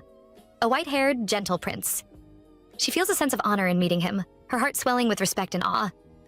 She notices the sky in Ludex seems lower than ever, as if the kingdom itself is bending toward her gaze. She is Princess Garnet. At that moment, someone informs her that the tea party is starting. She frowns slightly, wondering why no one refers to her as Crown Princess. She gazes down at the people assembled below and notes to herself that, despite their efforts to dress up and impress, Ludex will soon belong to her regardless. She curses under her breath at the crowd, questioning what they are so excited about, and wonders whether Prince Frederick is in his office. Meanwhile, Angela is brimming with excitement as she sees the castle so close. Prince Rayburn, noticing her reaction, questions what she's so thrilled about. She whispers to Mano that it's the day of the banquet and hesitantly asks if Rayburn is nervous at the moment. He explains that it's been a long time since Rayburn has attended a banquet at the castle, especially one of this magnitude. Angela understands and recalls that he was once chased out of the castle when he was dethroned from his position as crown prince. They continue whispering softly for a while, and then Rayburn instructs her to get off the vehicle but reminds her to make sure she arrives at the banquet on time. He warns that otherwise she will only dawdle around with nothing to do. She insists that he take her along, and Mano is also asked to step aside. He questions if the prince will be all right by himself, and Rayburn replies that he wants some peace and quiet for a moment. Then he instructs Nano to go around and check what the atmosphere is like, and he accepts without hesitation. As he walks through the crowd, he immediately notices that the mood feels restrained, as usual. Angela quietly questions if he is nervous, and he simply shakes his head, saying no.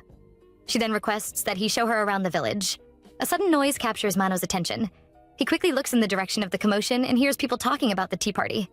In that moment, he realizes the reason Rayburn instructed Angela to arrive later. At another end, Princess Garnet thinks to herself that everyone seems to be acting as if they are at war with one another.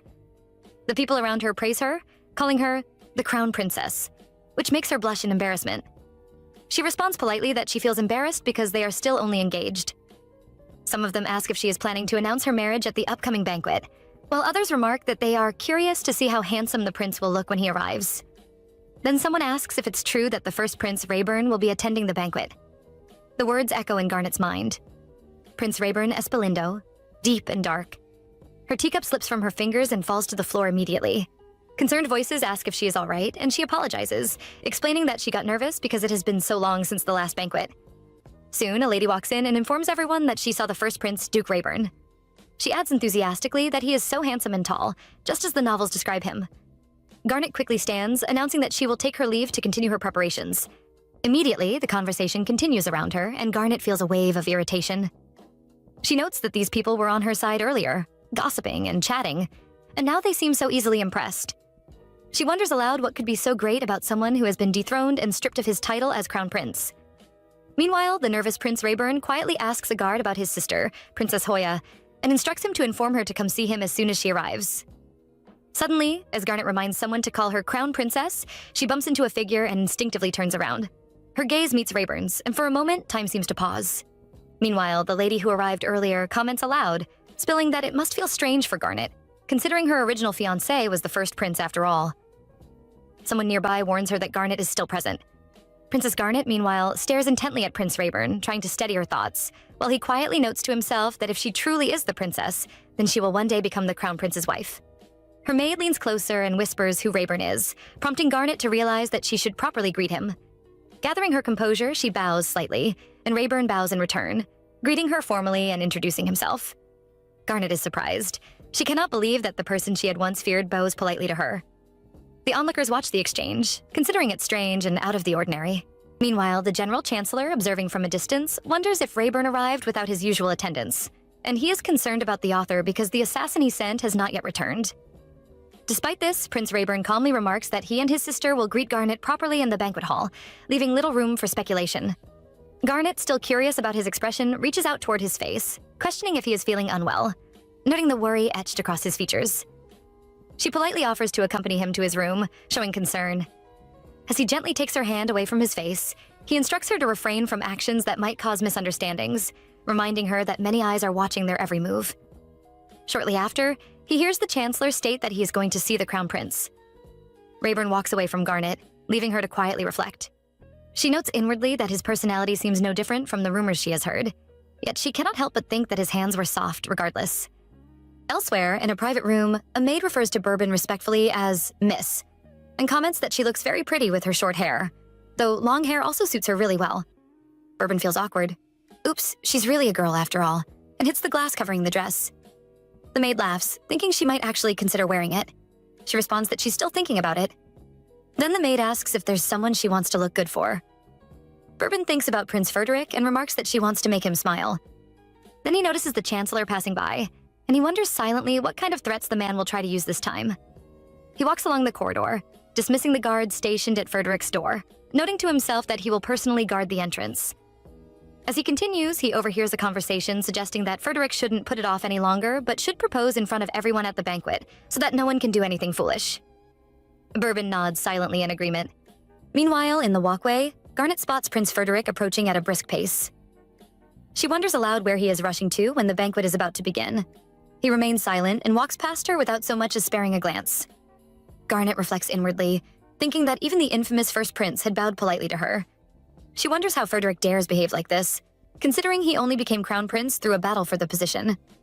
Her thoughts linger. The first prince was actually of higher status than Frederick, so shouldn't he treat her better? After all, she was supposed to marry the first prince, Rayburn, who was superior to him in rank. Distracted by her thoughts, Garnet slips on the stairs. Her maid gasps in fear, but someone catches her just in time. She thanks the person, assuming it is Rayburn, and notices the person smiling at her before walking away. Garnet reflects that he must have acted that way earlier because so many people were watching. Soon after, Princess Hoya bursts into laughter as she enters a room. She finds what happened earlier hilarious. She had come all wrapped up to check on how things were going, and everyone had assumed she was Rayburn. Hoya remarks that she made her brother some more fuss, especially on the staircase. Rayburn, unfazed, questions what took her so long. She responds that he scared her half to death and wonders why he is sitting there looking so gloomy. She asks about Mano and Angela, and he explains that he told them to arrive on time for the banquet so they could avoid the attention of the other nobles as much as possible. Hoya is surprised to learn that he came alone and wonders how he managed to handle the gazes of so many people. Rayburn remains silent, and Hoya observes him carefully, concluding that the author isn't the problem here. She walks up and hugs him, teasingly noting that he is still a scaredy cat. At another angle, Prince Frederick stands gazing out over the city, wanting some quiet time and fresh air. Bourbon, who has followed him, apologizes, reminding him that guarding him is his duty. He also notes that everyone will begin searching if Frederick remains outside for too long. Frederick listens quietly, then notices chatter below. Looking down, he sees Mano and Angela hurrying along, clearly aware that the prince must be waiting. Frederick, with a small smile to himself, wonders if Angela came wearing loafers today as well. At the moment, Mano is standing at the entrance of the hall. A guard approaches him and informs him that they are about to shut the doors, explaining that the banquet is about to begin. Mano immediately pleads for more time, asking the guard to wait just a little longer.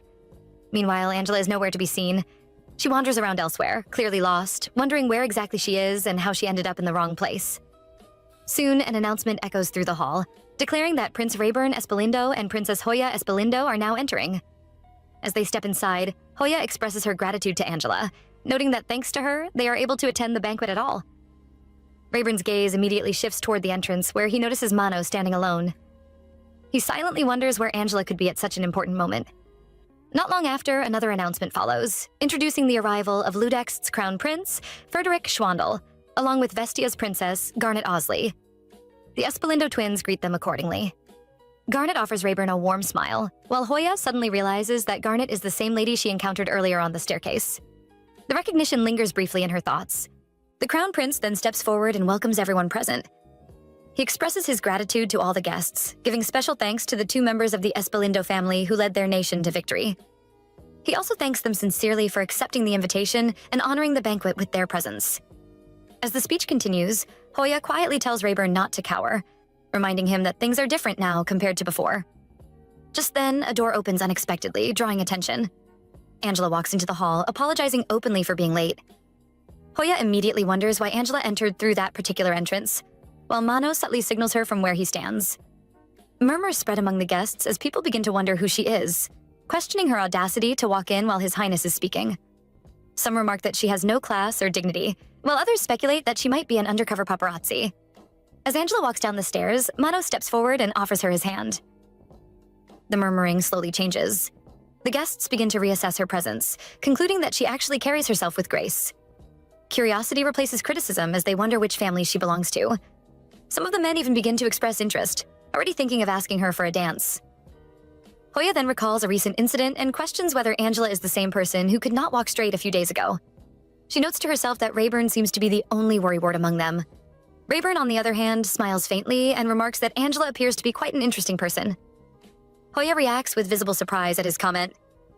Soon, the music begins to play, signaling the start of the dance. Garnet draws Frederick's attention, and the 2 of them step onto the dance floor together. As they move, Mano leans toward Angela and tells her how amazing she was, noting that most people would have been trembling in such a situation.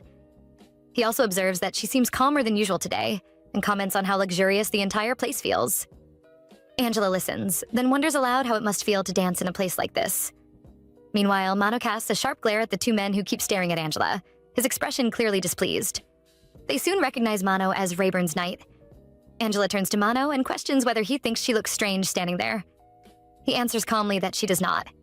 She then points out that they are the only ones standing alone, separated from everyone else in the hall. After a brief hesitation, Mano admits that the situation is his fault. He explains that Prince Rayburn instructed him that it would be best if Angela did not interact with the other nobles at all, if possible. Although he follows the order, he feels bad about it. Angela, however, thinks that the prince is underestimating her far too much. As she looks around, she reflects silently that being in such a luxurious place only makes the distance between them even more obvious. The surroundings remind her of how different their worlds are. Still, she reasons that she's merely a fangirl. She thinks that if she were in his position, she also would not want a single fan to ruin such an important occasion. With that thought, she decides to let go of the idea of dancing entirely and focus on regaining her composure. At the same time, Princess Hoya pulls her brother aside and informs him that they need to talk. Meanwhile, Angela tells Mano that they should at least get some food since they are already there. Hoya remarks that it is a relief that people are not paying as much attention to Angela as she initially feared, and she believes there will be no problem as long as Angela continues to lay low. Rayburn listens, yet he cannot stop worrying about her. In the end, Hoya decides to tell him about what happened on the staircase later, concluding that the situation is too complicated to explain right now. Across the hall, Garnet cannot stop glancing in Rayburn's direction. At the same time, the Crown Prince quietly observes Angela's actions from afar. He wants to understand what kind of person she is, but he finds it difficult because there is no one around her except Mano. Hoya suddenly asks Rayburn if he has become attached to Angela, reminding him that she warned him earlier not to. He pauses, wondering if he has even thought about that possibility. A memory surfaces in his mind, recalling the moment he watched Angela dance. Still, he responds that he does not know. Hoya clicks her tongue and tells him to fix his habit of glossing over things with vague answers. Not long after, Garnet notices movement and questions where Prince Frederick is going. Her words draw attention, and the people around her express surprise as Frederick walks across the hall. He stops in front of Angela and asks her for a dance, adding that it would be rude of him to leave a beauty like her standing alone in a corner of the banquet hall. Angela's mouth opens in shock. The surrounding guests murmur among themselves, noting that this is the first time he has ever done something like this. Garnet watches in disbelief, wondering who Angela is and what exactly is going on. Hoya grows visibly worried, while Rayburn instinctively moves forward. She immediately cautions him, warning that it will become strange if he approaches as well. Nearby, Mano wants to decline on Angela's behalf, but Bourbon quietly reminds him that mere knights like them should not interfere in such matters. With that reminder, Mano steps aside and remains silent. Angela understands how strange it would be to refuse the Crown Prince's request. She reminds herself again that she is just a fan and that she is not allowed to ruin an event like this. As Rayburn struggles, he tells his sister to let go of him. At the same time, Angela accepts Prince Frederick's request, placing her hand in his. Hoya slowly realizes that her brother is the one who taught Angela how to dance. She watches the movements more closely. At the same time, the Crown Prince, who is now dancing with Angela, remarks that he is glad to see her again. He asks how her stay at the Duke's mansion has been so far. Angela answers honestly, saying that Rayburn is a kind individual and a wonderful man. Even as she speaks, her gaze shifts slightly, and she wonders why Rayburn looks so sad from behind. Suddenly, their feet bump lightly against each other. Angela immediately apologizes, startled by her own mistake. Frederick reassures her calmly, telling her that there is no need to be nervous. His voice is steady, and it helps ground her. She recalls the Duke's earlier instructions clearly, remembering how he told her to lift her head, keep her eyes on her partner, and follow the rhythm they share. With that thought, she steadies herself. She then tells herself that there is nothing to be sad about. Not here, and not now. Deciding not to let her thoughts drift elsewhere, she focuses on the music and the movement. Frederick notices the change almost immediately. He sees that she is finally smiling, genuinely this time, and he smiles back in response. From a distance, Rayburn watches the two of them. As he observes the scene, he questions what he is doing, thinking that he looks like an idiot standing there. Without lingering any longer, he begins to leave the hall. A lady approaches him and asks for a dance, but he ignores her completely and walks past. The lady, left behind, turns to her friend and comments that his expression was intimidating. She concludes quietly that perhaps novels truly are nothing more than fiction after all. Meanwhile, Frederick asks Angela whether she finds it comfortable dancing with him. She answers that she is grateful because his lead is easy to follow. Hearing this, he feels relieved. Angela, on her part, thinks that her reply sounded surprisingly sophisticated. At the same time, she notes to herself that he must be surprised that she is actually good at dancing. Her eyes drift again toward the direction where Rayburn had been standing earlier. She looks carefully, only to realize that he is no longer there. The realization distracts her for a brief moment. Suddenly, her foot twists awkwardly. Frederick notices immediately and sees that she is wearing loafers. Instead of drawing attention to it, he asks softly if she is all right. In one smooth motion, he covers her with his cape, shielding her and preventing others from noticing her shoe. She apologizes again, admitting that she keeps causing him trouble. Frederick responds calmly, saying that perhaps he should not have insisted in the first place. Angela quickly says that it is all right, trying to ease the moment. He then suggests that they stop dancing there. She nods in agreement, remarking that others are surely waiting for him. With a polite bow of her head, she thanks him sincerely for the dance. As she returns to the side of the hall, Mano immediately notices her and asks if she is all right. She answers that she is fine, then steps outside to get some air. Mano watches her leave, clearly concerned, but saying nothing further. From inside the hall, the Crown Prince keeps his gaze fixed on her retreating figure. Nearby, the Chancellor curses under his breath, noting that Frederick is becoming more and more out of control. As his thoughts churn, he suddenly realizes that the girl Frederick danced with must be the author. This realization unsettles him. He begins to wonder whether the assassination failed after all, and his mind immediately turns toward making new arrangements. Glenn, standing close by, expresses fear when the Chancellor suddenly drops his glasses near him. As he bends to retrieve them, the Chancellor reflects inwardly that a good disguise is truly a double-edged sword. At the same time, he considers the situation a complete mess, because he never imagined that things would spiral into something like this, nor did he expect to be drawn into such complications. Outside the hall, Angela stops and slaps herself lightly, trying to snap out of her thoughts. She wonders what is wrong with her and questions why the Crown Prince would ask her to dance in the first place. She considers whether he was trying to get information out of her, especially since she recently joined the household of his political opposition. Even so, her mind drifts back to his kindness earlier, when he covered her shoes with his cape so no one would notice her loafers. She feels a wave of regret that her shoes slipped off in the first place and silently hopes that Princess Hoya did not see the embarrassing scene. Her thoughts then shift naturally to Prince Rayburn. She turns toward a nearby window and looks through it, spotting him standing there. She wonders what he is doing in that place and what might be going through his mind at that moment. Soon after, Garnet approaches Prince Rayburn and calls out to him. She asks gently whether something is weighing on his mind. From where she stands, Angela suddenly notices Garnet hugging Rayburn, and she cannot hide her surprise at the sight. Angela wonders if the situation between the two of them is appropriate. As she lingers in her thoughts, a lady suddenly approaches her and asks whether she is not the same person who danced with the Crown Prince earlier. The lady continues eagerly, saying that she has been hoping to chat with her, and then questions what Angela is doing standing alone in that area. Angela remains silent, caught off guard. The lady tilts her head and asks if something is wrong. After a brief pause, Angela lies and says that she lost her way. The lady laughs lightly and tells her to spill the tea instead, clearly more curious than concerned. Meanwhile, Rayburn pulls Garnet aside, creating distance between them. He notes calmly but firmly that he has already warned her once today. He then adds that he is not sure why she is acting this way, but reminds her that His Highness, the Crown Prince, will start to worry if she remains absent for too long. Garnet scoffs slightly and responds that Frederick does not care about her in the slightest. Still holding Rayburn's hand, she questions how much better everything would have been if he were the one standing by her side as Crown Prince instead. Before Rayburn can respond, Angela suddenly raises her voice, exclaiming about how beautiful the fireworks are in the sky. Both Rayburn and Garnet notice the shout, and Garnet instinctively pushes him away. She quickly convinces herself that no one noticed their closeness and decides that she must be more careful from now on. At the same time, she wonders who the people shouting about the fireworks might be. The lady standing near Angela suddenly recognizes Rayburn. As Rayburn notices Angela, he steps back into the hall. From where she stands, Angela begins to wonder whether she did the right thing by drawing attention earlier. As Rayburn walks through the doorway, Garnet follows after him and apologizes for pushing him away earlier. He responds evenly, saying that it is fine and that he will pretend he did not hear what she said back then.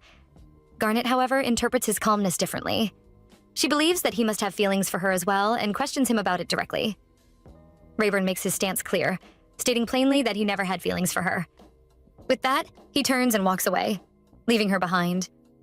Garnet is left confused, wondering what the incident on the staircase was truly about, especially since she believes he was the one who initiated it.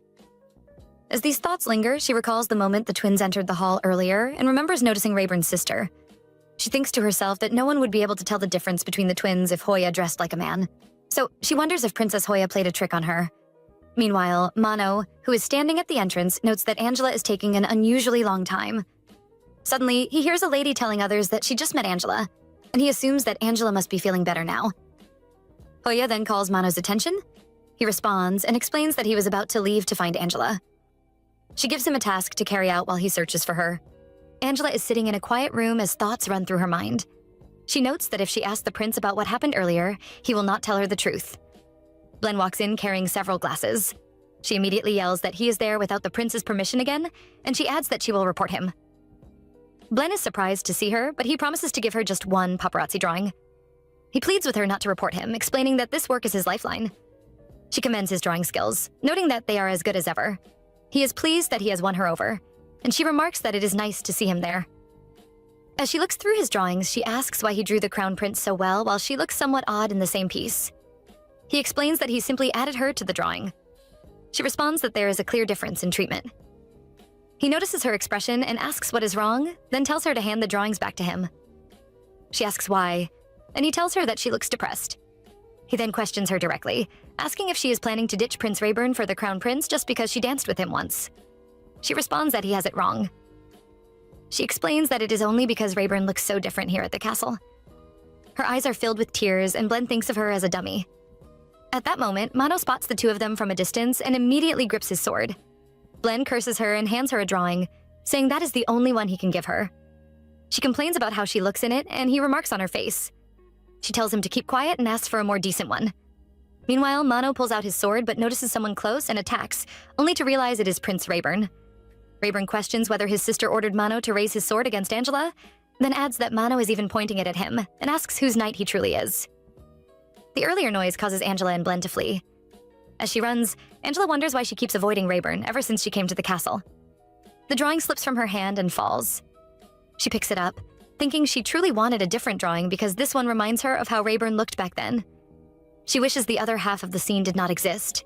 She curses herself and questions how she can call herself a true fan, yet she continues running. Rayburn thinks to himself that nothing has gone his way since arriving and realizes he dislikes coming here after all. Mano kneels and gives excuses, thinking that the situation must have shocked Rayburn so much that he cannot think straight. However, Rayburn explains that he has concluded that, as long as Angela is working with them, it would be dangerous if her trust in Mano wavered even slightly. Mano notes that since arriving at the castle, Angela has seemed anxious. Rayburn tells him to lower his voice and adds that her behavior is his fault because he himself was unable to trust her. He tells Mano to blame him instead and remain quiet for now. Soon, Angela climbs the stairs. Rayburn quickly tells Mano to compose himself, stand up, and report to Princess Hoya. Angela sees Mano and asks if he was looking for her because she took too long, then apologizes. She adds that she wanted to talk to the prince about someone. Rayburn removes something caught in her hair and tells her to come with him.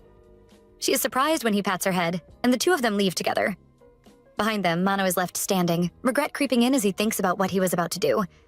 Elsewhere, Garnet hesitates to enter the hall. She considers returning to her room instead. For a moment, she wonders if the crown prince would come looking for her if she left without saying anything, but she quickly convinces herself that he would probably be relieved by her absence. In her mind, it no longer matters whether it is the crown prince or the other prince. She feels exhausted by Ludex's people altogether. Rayburn's earlier words about the crown prince worrying about her resurface, and she scoffs. He knows nothing, she thinks, and he has no idea what his twin is doing. She wonders if he would have cared at all if it were him instead. Walking beside the prince, Angela lies and says she was not running away because she saw him. She wonders how he knows his way through the castle so easily, then remembers that he grew up here. It suddenly feels like she was teasing him for no longer belonging here, and the thought makes her uneasy. He then says he wanted to tell her something earlier. When she asks what it is, silence settles between them as he looks at her. She closes her eyes, but he tells her to open them and shows her how to properly wear the cape over her dress. She realizes she had gotten excited over nothing. He asks if she has any idea how hard it was for him to hold back his laughter because of her. She wonders if it was really that funny. Seeing him laugh like that, so openly, feels strange and unfamiliar. It leaves her with a small sense of defeat, and she turns away, his touch still lingering in her mind. Rayburn feels conflicted today, though he can't quite tell if it's because he's back in the castle. His mind drifts to the past. He remembers the Chancellor informing him that he was relieved of his position as Crown Prince of the Ludex Empire. Hoya had told him to pack, reassuring him that everything would be okay if they spent a few quiet years at the mansion in Odebel. She questions if he's going there again, quickly adding that it's his fault things turned out this way, then catches herself, thinking she shouldn't be saying that. He calmly picks up the bird and says he has nothing to pack. His sister can go ahead. He'll stop by the palace first and follow after. She asks him what he's planning to do there, but he doesn't answer right away. Angela draws him back to the present. She admits, embarrassed, that she thought he wasn't interested in her when the Crown Prince asked her to dance. He remains silent, staring at her. She wonders if she's doing something wrong with her outfit, but quickly adds that her concern is about being the center of attention if she dances with the Crown Prince. She asks if he wasn't worried she'd make a mistake. He responds that he couldn't bear to watch, which surprises her, as she hadn't expected him to care so much. She hesitates, then asks about what happened earlier on the terrace with the future crown princess. He thinks it's no different from gossiping. There's nothing he can really say. His mind drifts again. He recalls the warnings. Twins bring bloodshed? The bishop's words were right. The first empress, their mother, pleads for reason, while the general explains the second empress. His younger sister was assassinated. Rayburn listens, fuming, questioning if the first empress even knows about the terrible rumors circulating outside. The man reading asks the king if he should continue, and His Majesty agrees.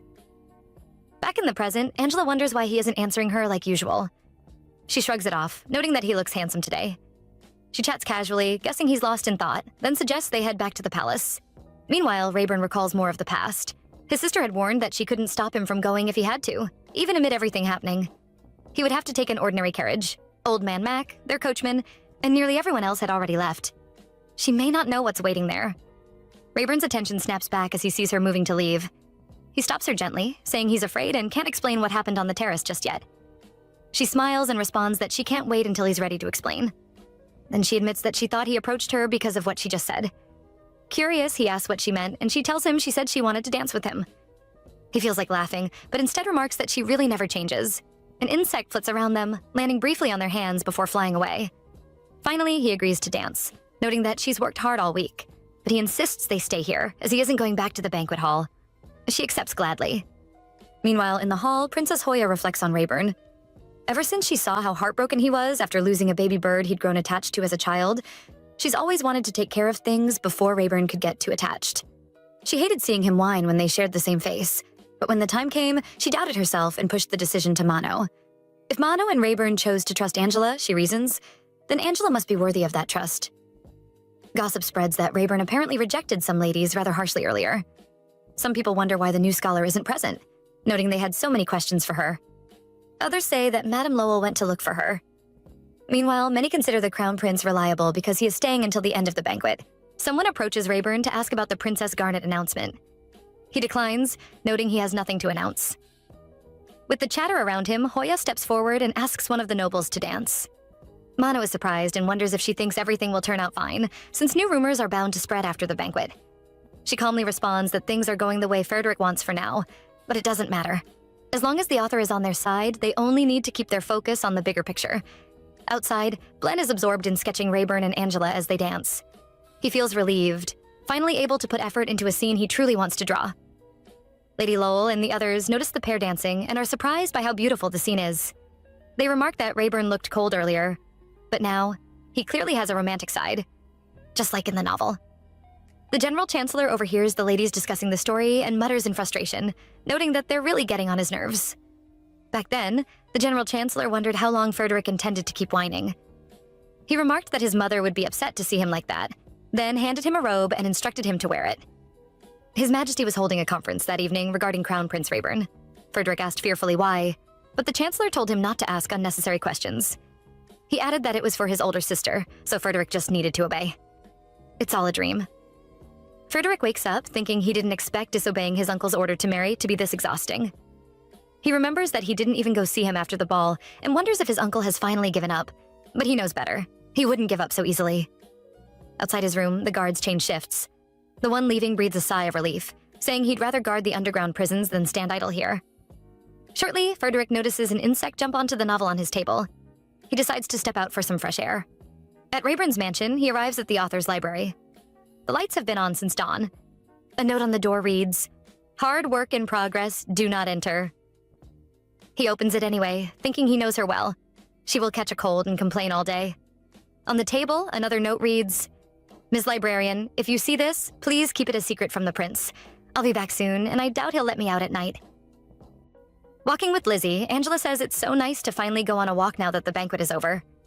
She suggests they do it again before heading back. Lizzie agrees and adds that she can't wait to give her friends the mugs with the prince's image. Angela hopes she hasn't been caught yet, but Lizzie draws her attention to something, a scene of the banquet being reenacted. In the scene, Rayburn appears harsh while Frederick stays cool. Lizzie screams, insisting their prince isn't like that.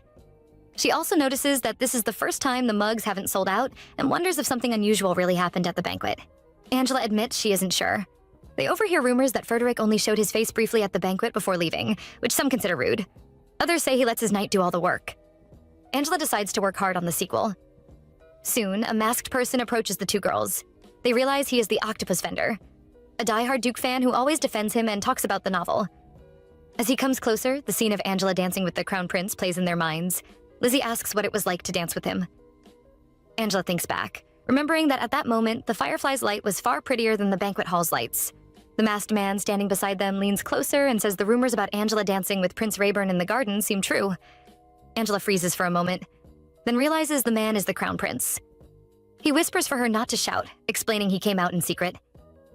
Then he asks how it felt as he dances with him. Something had happened earlier, he notes, but they are safe now.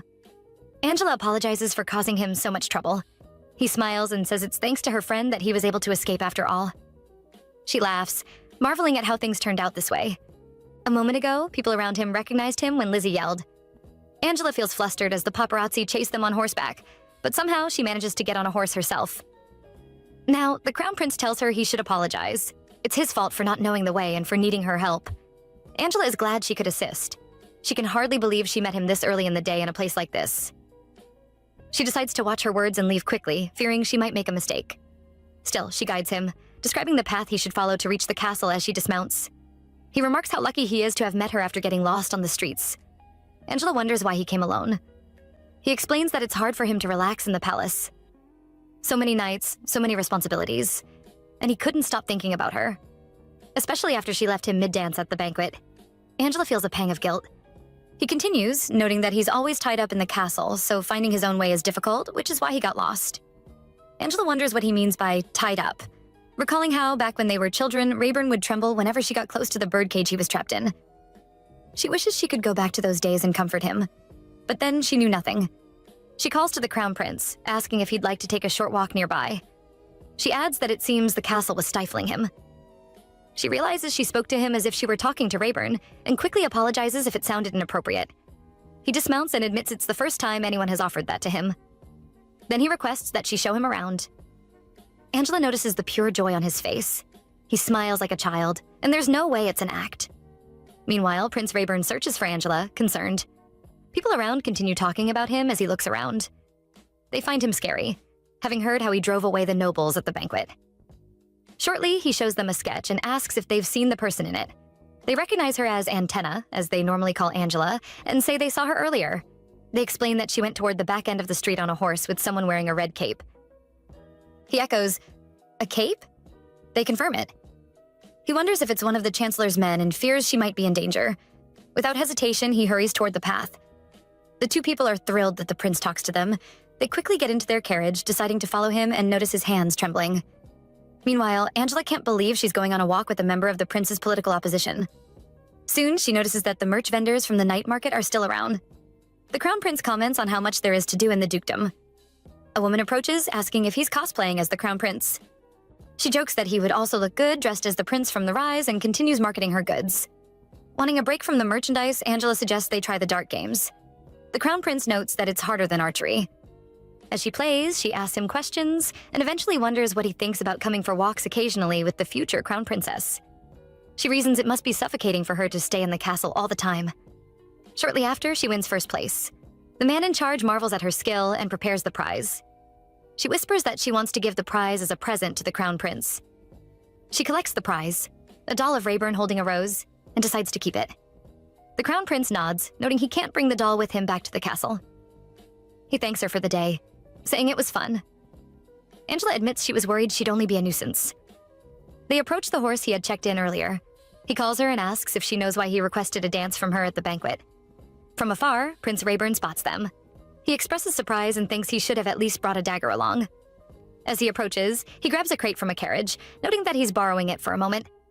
Getting closer, he throws it at the Crown Prince, but someone appears instantly, knocking it away.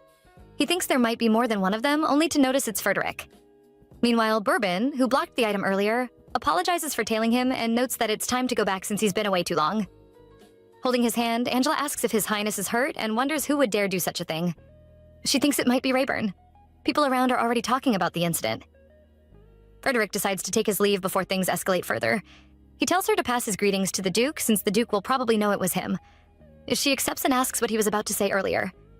He responds that they should save that for another day, and casually asks if she would accompany him on another stroll if there's a chance. She hesitates, unsure how to answer, and he leaves. Angela thinks the commotion might die down for a while after the banquet, but she decides to go pay for the dolls she picked up from the items thrown at the Crown Prince. She spots Rayburn standing there, speechless and looking sad. She tries to explain why she snuck out.